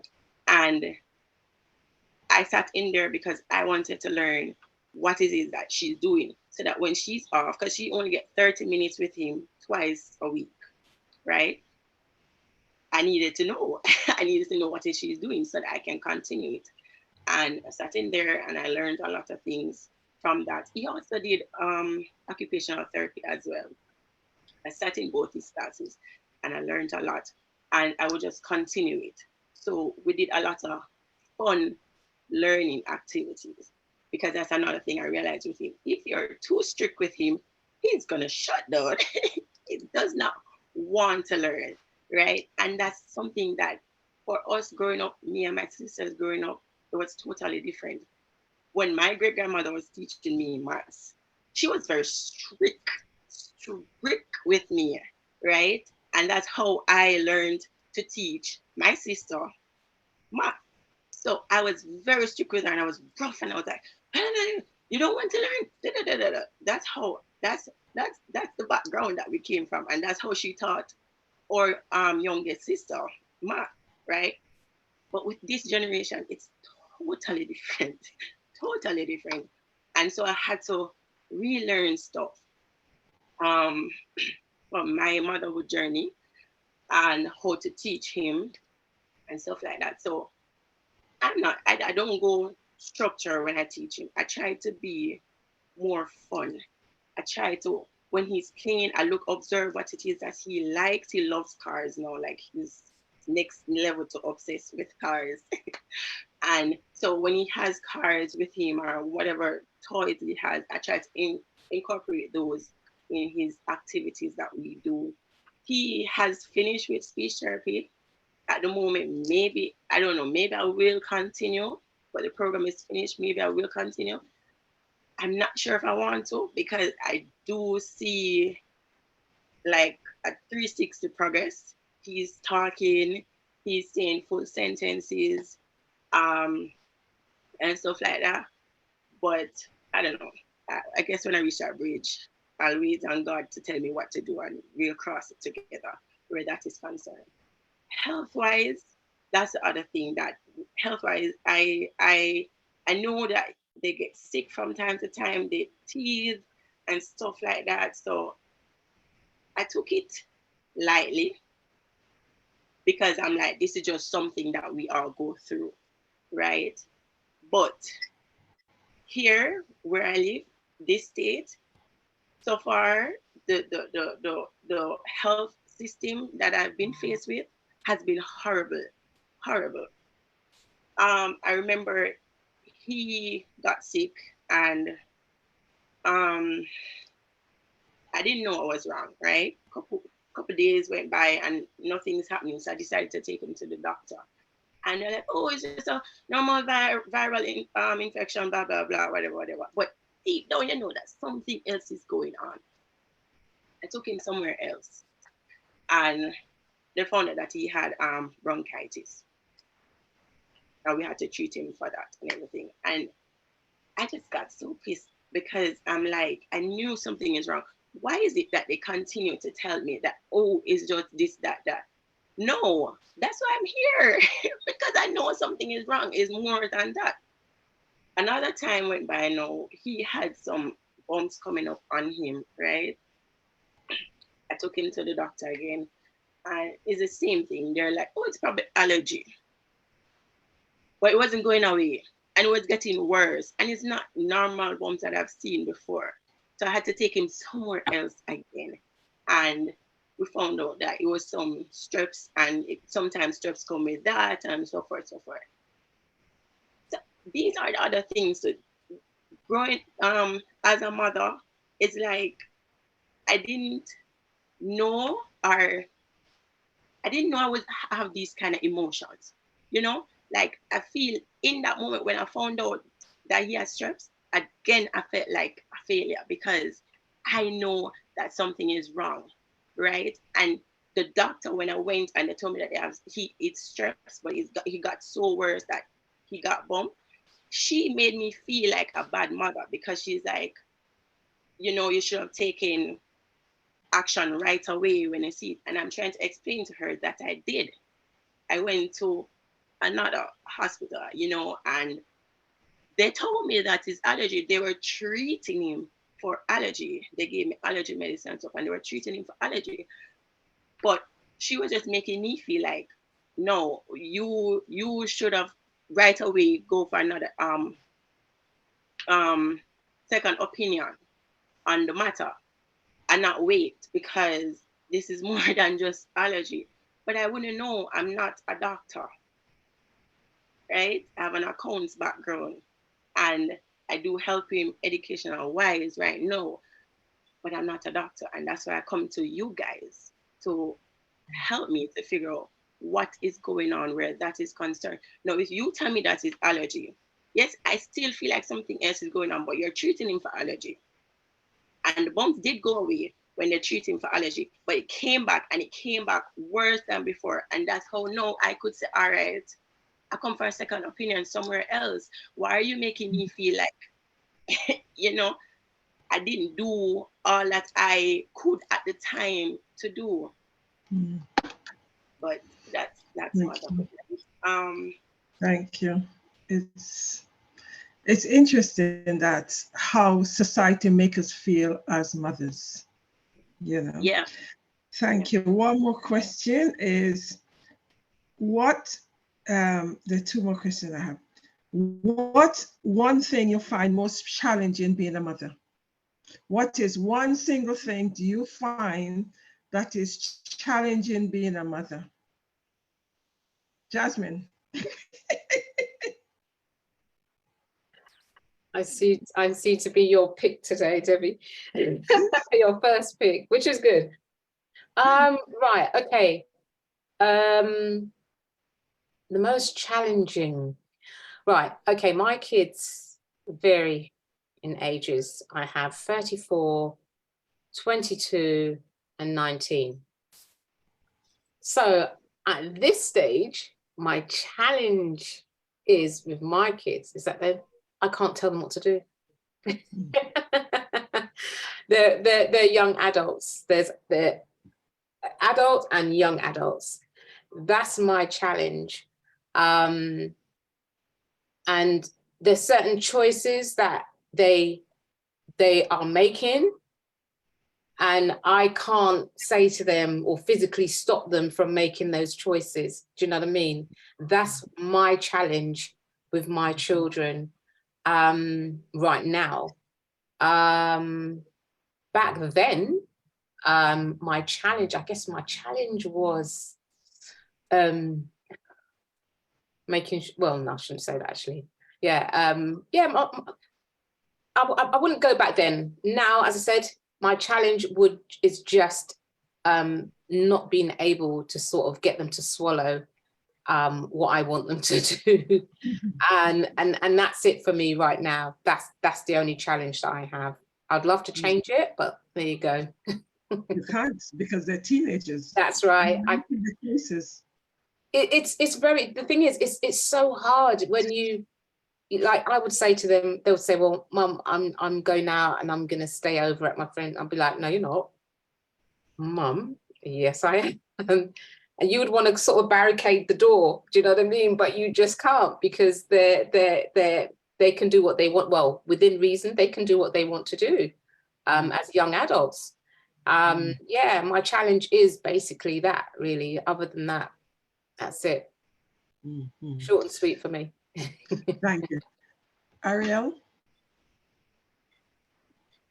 Yeah, so I don't know if I could pick just one, but I'll do two pretty concise ones. I think with having two fairly close in age, so 2.5 years apart, the challenge with that is one, finding time for yourself, because when they're that little and they are that active, they're very active and need constant supervision, especially the baby, because she's always climbing on something and trying to fall off and in all sorts of danger. It's trying to find time for yourself, and so I try to be as practical as I can with what I do, and when I'm helping other new moms, is to make it, to kind of integrate it into your day as best as possible, and do some of that self-care stuff while you're with your kids, as opposed to kind of having that hour to yourself, which may or may not be possible. So really, that's probably the biggest challenge. And then with having two is just feeling like you're not pulled in a million directions, and that you're providing both. And I'm assuming if you have more children than that, but providing them with what they need, because you don't, it's not all of you to just one anymore. It's feeling like you have to divide it and split it equally. And I think that's where some of that failure piece came back to, is that you feel like you're always failing. You're not giving either what they absolutely deserve. But when you kind of reframe it and work towards reframing that, it's just in a different way. And they also have each other. And so they're getting a lot out of that as well. Okay, thank you. Ramona? Microphone. Every time. To piggyback off of what Ariel is saying, yeah, and especially being a homeschool mom, a stay-at-home mom, a work-from-home mom, everything that I do is inside the house. So, and then, I mean, I was a New Yorker. I don't drive, even though I live in Georgia now. I still don't drive. I don't have a license. And even if I did, we have one car. My husband works at night, so we still wouldn't really have much access to it. So my biggest challenge is just leaving the house. Like, everything I do is home. And it is very, although I do love homeschooling, I will say that once we finish up our lesson for the day, I'm exhausted and I want to take a nap, because again, I love what I do so much and then they love learning. So it makes it even more fun for me.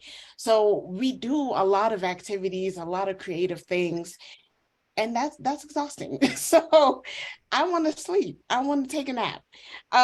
So that's one challenge. Another challenge that I have is just not so much the children, but just society in general, the pressures that they put on mothers, how you're supposed to look, how you're supposed to act, how you're supposed to behave.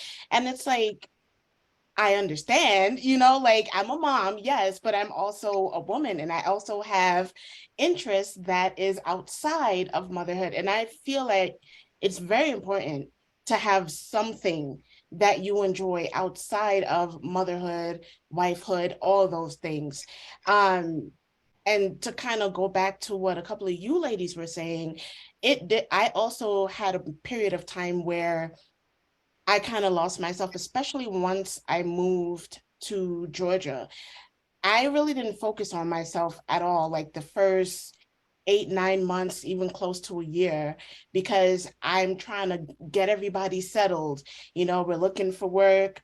My husband was supposed to have a job when we came down here. That didn't go through. So now we're back on the grind, trying to have him find a job, trying to get, the kids, my son at the time, trying to figure out the schools and all of those things. And, what life is like down here, trying to create a life. And then I had my grandmother, who I also brought down with me to care for her, not knowing that her dementia had declined. I'm so sorry. Like, I'm trying to avoid this glare, and there we go. But yeah, like just trying to settle everyone in, getting doctor appointments set up with for my grandma, for the kids, for ourselves. So it was like I felt like there was really no time to focus on me, and I kind of lost my identity a bit.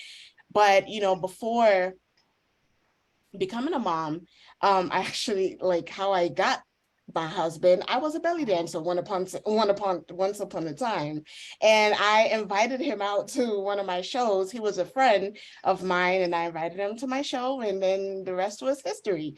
So it's like I stopped doing belly dancing. I wasn't really doing makeup anymore because now I'm in a new state. I have to like find clients from scratch now, and I don't have the added advantage anymore of getting clients through my job, because before, when I was working in New York, I was working at MAG, Sephora, like all these places, and so I was able to get clients for my freelance business. So now I'm square one. I don't know anyone. I don't know what the market's like. I don't know anything. And so it took some time, but you know, eventually I started, once I first learned to delegate, because that's number one, delegate tasks. And we saved up enough to where we didn't have to worry too much about finding work within the first year.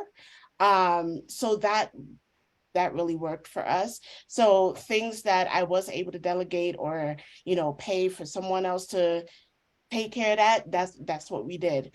Once my son started school, for that time that he was able to, that was, you know, less pressure off on me, less on my plate. I still had my grandmother, but I got her set up with a day program that she would attend. So okay, now my son got somewhere to go, my grandma got somewhere to go. Now it's just me and my baby and my husband. My husband still wasn't working at the time, but there was really no pressure because, again, we had already stacked some money aside. So we were good for that year. But still, you know, we want to get momentum going. So we're doing what we can to set ourselves up properly in the future. And so it's just, long story short, I feel like if we can just focus more on what works for our family inside of our household, instead of trying to do what we feel we should do as a wife or we should do as a mother. Again, there's no rule book. So why are we pressuring ourselves to fit into this cookie cutter or this mold that doesn't even exist? You know, motherhood and parenthood and all of that is it's not a one size fit all. And depending on our journey and our season of life that we're in, it will and should change. So those are my things. Thank you very much. It's interesting though, because motherhood and how mothers should be, it's a social construct. For every society is very different. It's a social construct which we actually fit into, or we try to fit into, and it doesn't work for all of us. Thank you. Can I just add to exactly what you're saying, that 100% it's a social construct, and we are part of that society, so we can start changing that by, you know, by doing what Ramona was saying, is do what's right for yourself, what's right for your family, and being bold enough and, you know, confident enough with yourself to make the choices that work for you and be okay to step outside of that. Yep. And feel okay to, you know, one of my saying is be brave, be bold, and be positively blatant. Be brave, be bold, and positively blatant.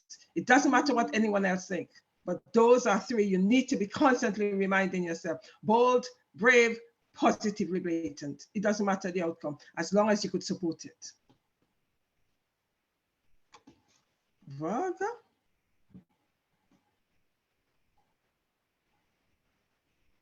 Sorry, was that me? The hardest thing I find with is juggling all the balls that are thrown at you as a parent. I hate the stereotypical single Black mother, but that's me. but it's more complex for me because I have a son with complex needs. I'm home educating, I'm self-employed.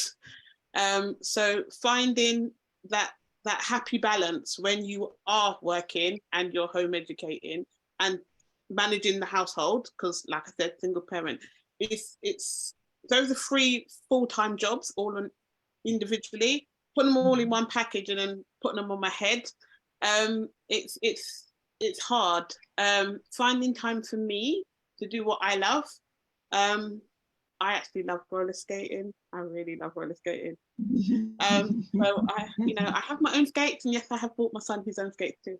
So there's something we can do together during the daytime because all the parks are quiet. But also, I want to do that away from him as well. I want me time. So I did carve a little niche out of the week for me to do that. But finding time for me. I love reading as well. So I found that it's sometimes just not doing a wash loads today and taking 10 minutes to read a book, or leaving the stuff in the sink, or just ordering McDonald's, or as I call it, crapDonald's, because I don't want to cook today and I just want to veg on the sofa and watch a program with my son. Having that balance is, I find, sometimes hard, and not feeling the guilt from societal pressures of what you should be doing. So my phrase in 2021 became F it. F it, I can't be bothered, or F it, that's not for me today. My necklace, it actually says fuck it. Oh, does it? I didn't want to say that. My best friend gave it to me the summer before I left my husband, and she said to me, she goes, you know what, I gave you that fuck it necklace, and then it just kind of became your life motto. It's a good motto. It is. I always say I stepped into my fuck it phase. And I was like, fuck it, that's not for me. That's that's why, that's when I started also phrasing coining the phrase, other people's expectations are none of my business. And the word shove it. So I just found that I was always that docile, placid, I'm that nice person. And I realized that nice persona wasn't me, that was the perception of people found and put on me that I tended to clothe myself in. Once I threw that off, it felt liberating. And I never used to swear, and I swear like a sailor, and it's liberating because you're not supposed to swear. You're supposed to be proper. You're supposed to be the young lady. I'm like, especially as a mom. So I became that person, and even some people are like, Felicia, you never used to be like that. I said, no, it was because I was that quintessential Cinderella, I suppose, where you put your head down, you mind your business, you do as you're told.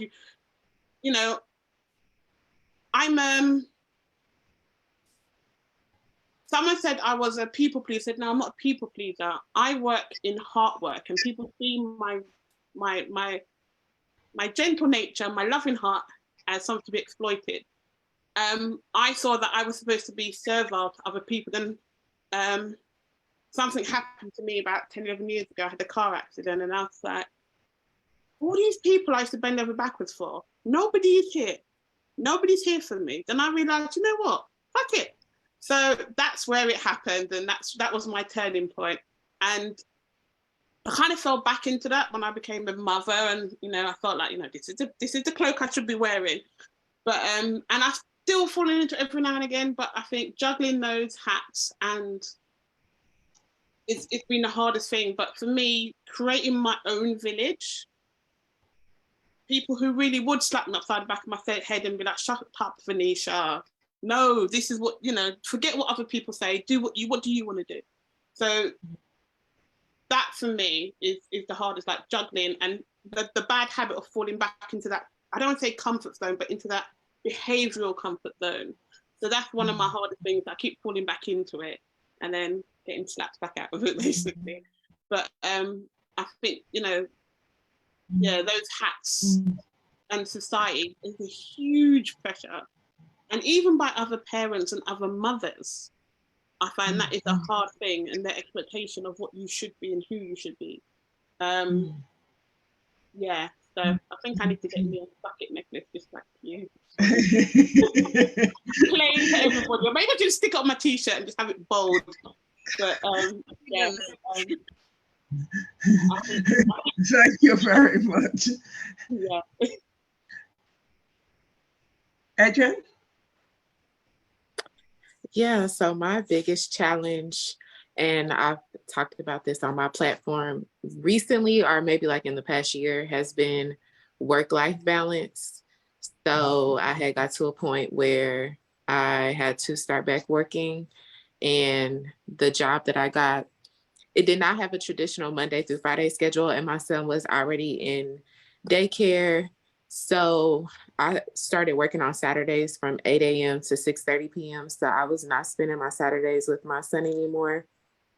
On top of that, I had my co-parenting schedule. So my son would either be gone for a full weekend or like half days on Sundays. So I just was not getting a lot of time with my son. And I was literally at work like, am I crazy for just really feeling like this is not working for the sole fact that I do not get to spend time with my son? But I just started to realize that if it's important to me, I don't really need to worry about like what other people or other moms, other moms may be like, oh, I love going to work. I love having that time away from my kids. But if it's bothering me, I had to be comfortable with knowing I just need to find something different. And it was hard because it was a good job. And so I was stuck between finding a new job, going into the unknown once again, leaving a job that I thought was, I was going to be there for a few years to now, I eventually did it. So I went Monday through Friday, I'm lined up with my son's schedule, but even outside of just the schedule, it's all of the things that happen when I get off of work. I'm having to pick him up right away, get him fed, get myself fed, and just try to take care of myself in the process of also taking care of him because I'm working, so I don't have a lot of time in the home to take care of myself. On top of that, co-parenting and following that schedule. So it's just like I'm always on somebody else's schedule. I'm not on my schedule. I'm on my son's schedule, I'm on my work schedule, and I'm on my co-parenting schedule. And so it's very hard for me to plan certain things.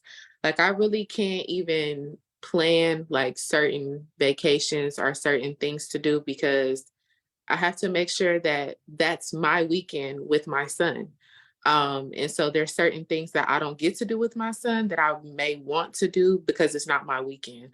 For example, this weekend, Disney on Ice was here in Dallas, and I would have loved to take in my son if it was my weekend, but because it wasn't, that's just something that we missed out on. And I've gotten used to it, but in the beginning, it was very hard. Like I probably would have sat on that and just felt sad about it, a few months ago, but now I just am kind of rolling with the punches. Like Venetia said, F it, like it is what it is. When it's your weekend, you look for the things that you want to do that y'all may be interested in, and it's okay to miss out on Disney on Ice this time because they come every single year. So I have, it's just really all the scheduling and just trying to stay on top of things and still get my time because I'm very big on quality time. That time that we have after work, after school is not quality time. Like I'm tired, he's had a long day. So that is just like going through the motions. So now, I'm just moving into a point in motherhood where I'm really focusing on that quality time and really focusing on ensuring that the schedule that I have works for me and it works for my son. And that was another part of when I said that I was going to take ownership of my motherhood journey. A part of it was I'm not going to sit here and be on this schedule that's driving me crazy. I'm missing out on time with my son and not do anything about it. It took me a couple of months to find a job, and actually it was a better job. So you just have to say, this isn't working and I'm going to look for other opportunities that work for me. It may not happen overnight. None of this even getting to where I am today did not happen overnight. You know, it's been a long time coming, but it has been one of the biggest challenges for me in the past year. Thank you for that. Thank you very much. Mm-hmm. Thank you. Shoti? So 2 things sprung to mind when you mentioned challenges. One I feel I've sort of processed and I'm over, and the other one is probably ongoing. The first one is I saw something recently on a podcast and it really resonated with me. It was a single dad, and he was talking about how he doesn't co-parent anymore, that his the mother of his children was so irresponsible and didn't want to do anything kind or compassionate, was not interested in working with him. So he just said, I don't co-parent anymore at all. He goes, I don't try it, I just parent. And at first I was like, what? That doesn't really make sense. Like, you have to co-parent. But actually, the truth is, if you're desperately trying to co-parent with someone who is being so unreasonable, you're just taking away from your own headspace. And like I've said before, you know, I have faith that the father of my children will sort of sort himself out and come full circle and, you know, rise to be this wonderful man in his own right. But for now, he is irresponsible, and I can't rely on him for anything financially, emotionally, or time-wise or anything. So I just parent. I'm not interested in co-parenting anymore. And that does sound a bit harsh. And it was a very, very big challenge for me last year, because I wanted to consciously uncouple. You know, I did still love him. I wanted that family unit. Like I said, you know, I realized that our family unit was really great, but the marriage wasn't good. There was a nice friendship there as well. But that was a big challenge for me last year, just being met with such unreasonable, such unkind behavior constantly. It was really, really challenging. But you know what? My village is amazing. I have such wonderful, supportive friends, especially moms. I have such amazing moms that I've met through this home education community that I am forever, ever grateful to have met. And may I just say, some of you, all of you ladies actually seem so dedicated to your children, and that resonates with me a lot. So just wanted to say that for any of you who are feeling sometimes that, you know, it's difficult or whatever, like, you are all amazing moms because you're so dedicated to motherhood and to your children. So that's the first one. The challenging part was co-parenting. And my second challenge, which is still today, is I find my patience is challenged quite a lot. You know, I left a marriage, went through a really sticky, horrible, toxic divorce. I had to move in with my mother at 40 years old. I had to start making my own money and launch my own business and be in a good space for my children. And I lose my cool sometimes, you know, and I, as sort of a parenting coach, sometimes, you know, you think, oh, well, I'm not supposed to do that because I'm telling everybody else to be calm with their kids. But the truth is, I'm human. And I had one caregiver who lost her temper with me quite a lot. And I'm still sort of, you know, getting rid of those horrible layers of things that I went through when I was a child. So my challenge is patience. You know, what I try to do is immediately own when I have lost my patience with my children and explain to them there is no excuse. Obviously, I never go that far that anybody would have to, you know, be worried for me or my children, but for my levels, like, I know, look, we can all get mad and stuff, you know, but everybody has a level that they feel is okay and is not okay, or that they're personally comfortable with. And so some of my friends would be like, dude, it's not that bad. And it's like, no, I think it's bad.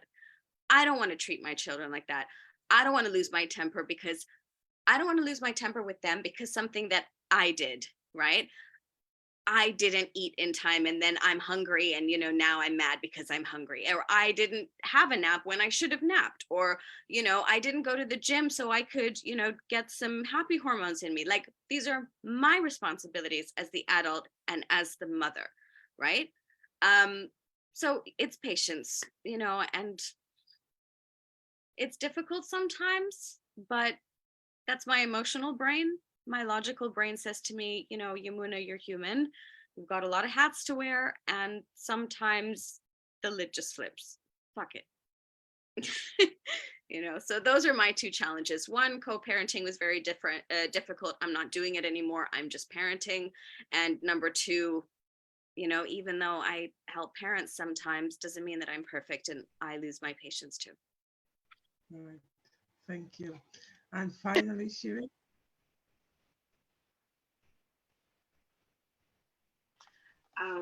So as my challenge, remember I'm hoarse.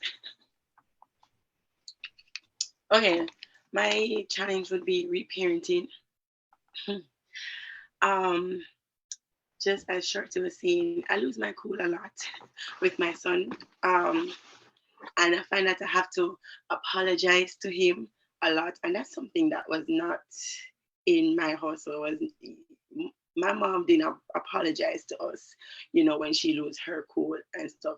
But I don't want to grow my son like that. That's not how I want to raise him. So I acknowledge when my voice raised a little bit too high, or I get really angry at him and stuff, I acknowledge it, I apologize to him. And he's at that point now where he'll recognize and either he'll match the raised voice, and that's how I know to that, like, okay, you know, to see what they do, what they see, right? So when I'm loud, he gets loud. So I have to come down and just apologize and just explain to him that this is what I'm asking you to do, or whatever, and you know, stuff like that. Also, in the reparenting stage, I'm also learning, while I'm learning how to control my emotions, which is the same thing, I am teaching him about his emotions. So when he raises his voice and stuff like that, or tell me no, I'm like, okay, what are you feeling? Why are you telling me this no? You know, stuff like, are you angry? Are you sad? What is going on?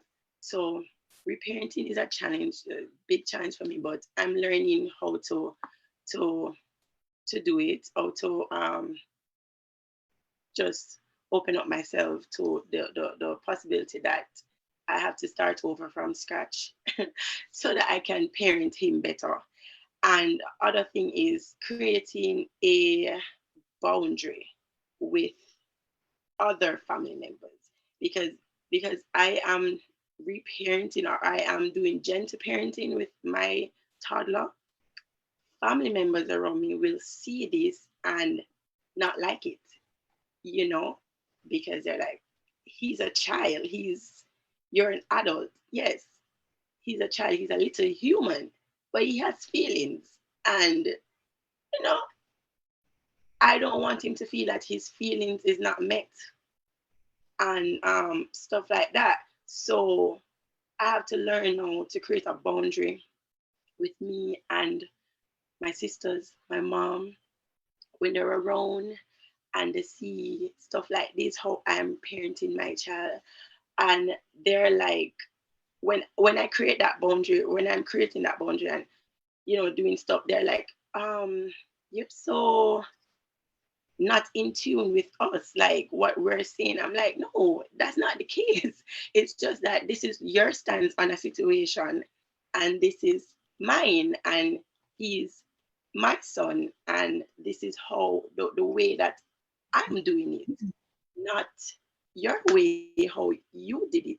And a lot of time we get neck to neck with stuff like that, because they're like, oh, but we grew up fine. This is with my sisters. Oh, but we grew up fine. I'm like, are you sure you did? I'm like, you sure you did? Think about it, because I personally don't think, yes, I have education. Yes, I'm able to do certain things and so forth. But when I look back now, I'm like, yo, I am messed up. I am messed up. That's just the reality. That's it. And I don't want that for him, you know. So creating boundaries and reparenting myself so that I can parent him better. Challenges. Thank you very much, ladies. It's been a fantastic session. It's been it's just been a wonderful session. I would like us to keep in touch. What I want you guys to do is, if you act on the when I send you guys the link of the recording of the program, can you send me your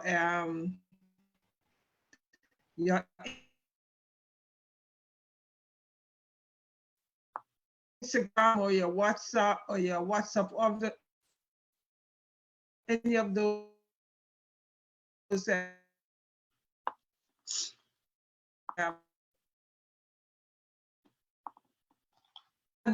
so I could actually share it so that everybody could have a copy, so that we can, especially as women.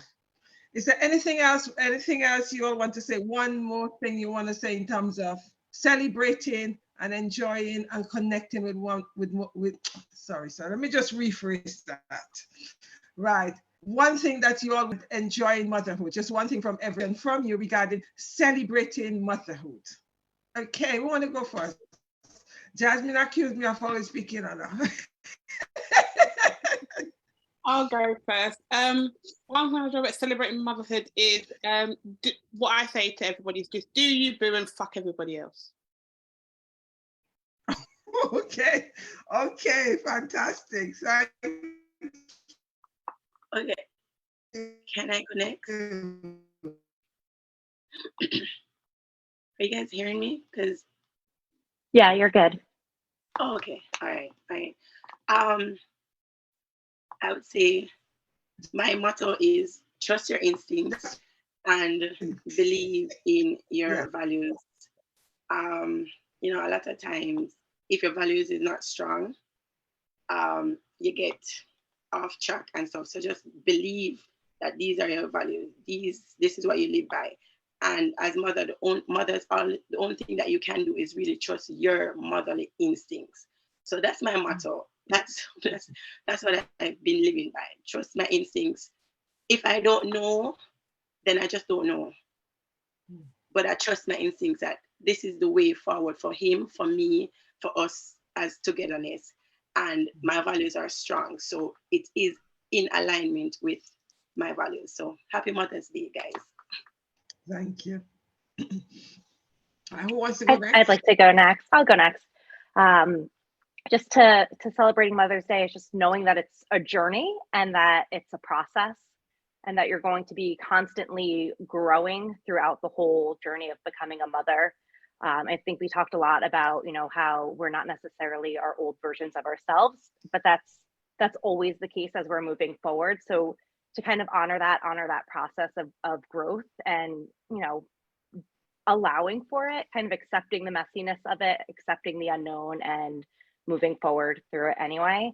And I guess my motto that I kind of always say is that, you know, what's common isn't always normal and what's normal isn't always okay. And, you know, it's okay to not be okay sometimes, but that we really don't want to be stuck there. So reach out for support because, you know, whether it seems like it or not, we are all going through very similar things, regardless of background where we are. And I feel like there's been so much connection with, you know, just the women on here, this sampling from the States and the UK.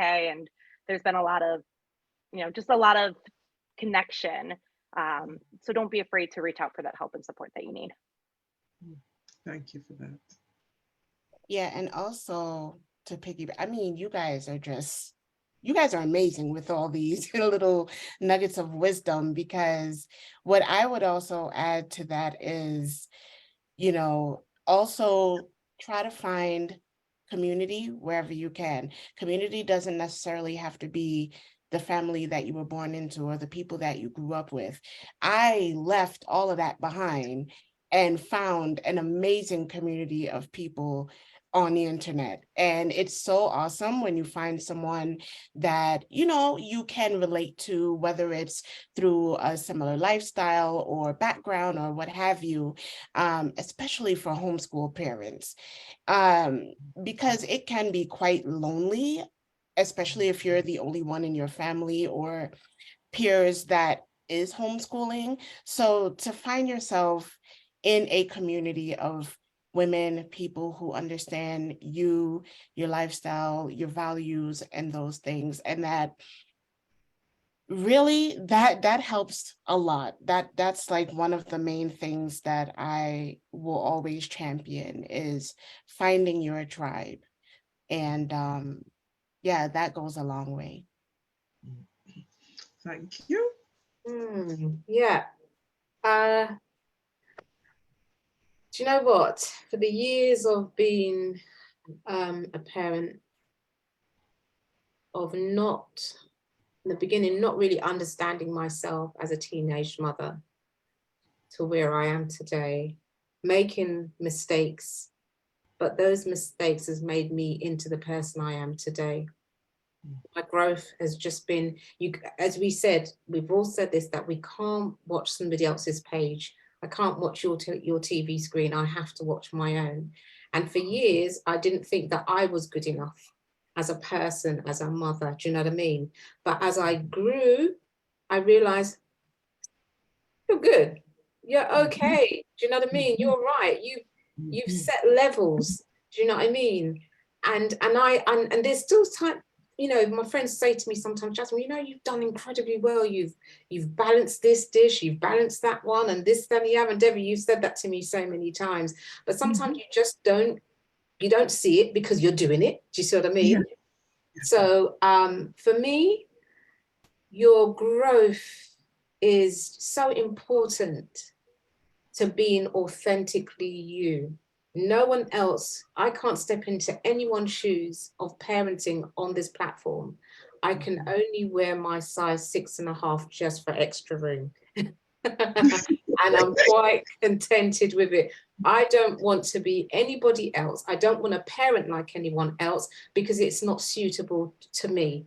My parenting is absolutely adequate for me. And that's what happy Mother's Day to you all. Yes, we could borrow shoes.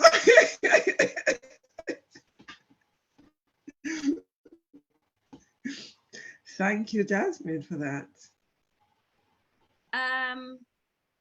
So I guess what I would want to say is probably something that's really obvious to everyone here this evening, but you know, just to be humble enough that you're never old enough or smart enough to learn something new.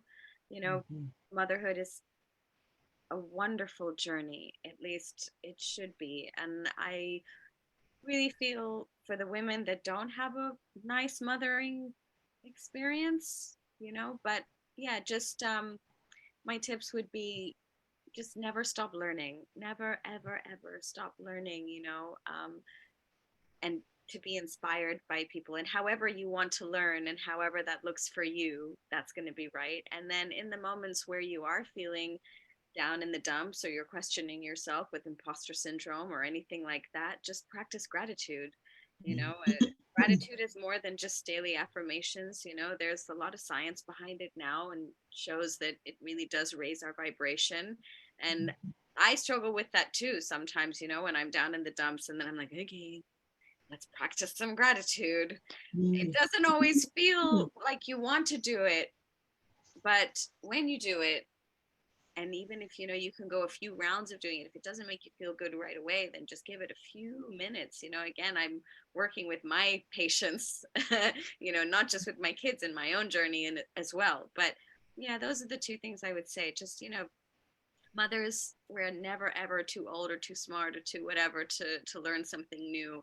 And number two is when you are feeling down, just practice gratitude for what we do have, because I think all of us could agree that just by being here, we live a very, very privileged life. We're all on our computers in our warm homes with food in our belly, not worrying about our children's safety, you know, and I never take that for granted, ever. Yeah, I totally agree with you. Thank you very, very much. And the interesting thing about it is we do need to celebrate ourselves as women. And the best way I also feel as parent to parents, we also need to listen to our children. You know, we need to listen to what they're saying to us because it's a team effort. We need to listen to what they want. because after all, we cannot parent the children the way we were parented, because things are different, things are evolving. They're being, you know, live in a different world than we were. So those are the things we need to really look at. And something I constantly say, as I said earlier on, whatever we do, we need to remember, we need to be brave to do it. We need to be bold in doing it. And we need to do it very positively, blatantly. Because when I say to my student, be brave, be bold, be blatant, they say, Miss, blatant, you could be rude as well. I say, yes, let's change that. Let's be positively blatant, whatever we're doing. Thank you, guys. It's been a fantastic session. Yes, we went overtime. As we always have so much to say. We normally go over time, and we actually went over time.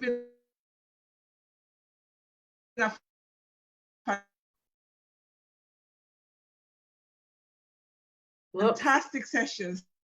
Thank you all very, very much. And don't forget to continue to love on yourself. Take care. Stay blessed. Thank you so much, Debbie. Bye-bye. Lovely to meet all of you ladies. Yes. Take care of yourselves. See you on the gram, everyone. Stay tuned. All right. Are people here? Happy Mother's Day. Has been actually hearing me.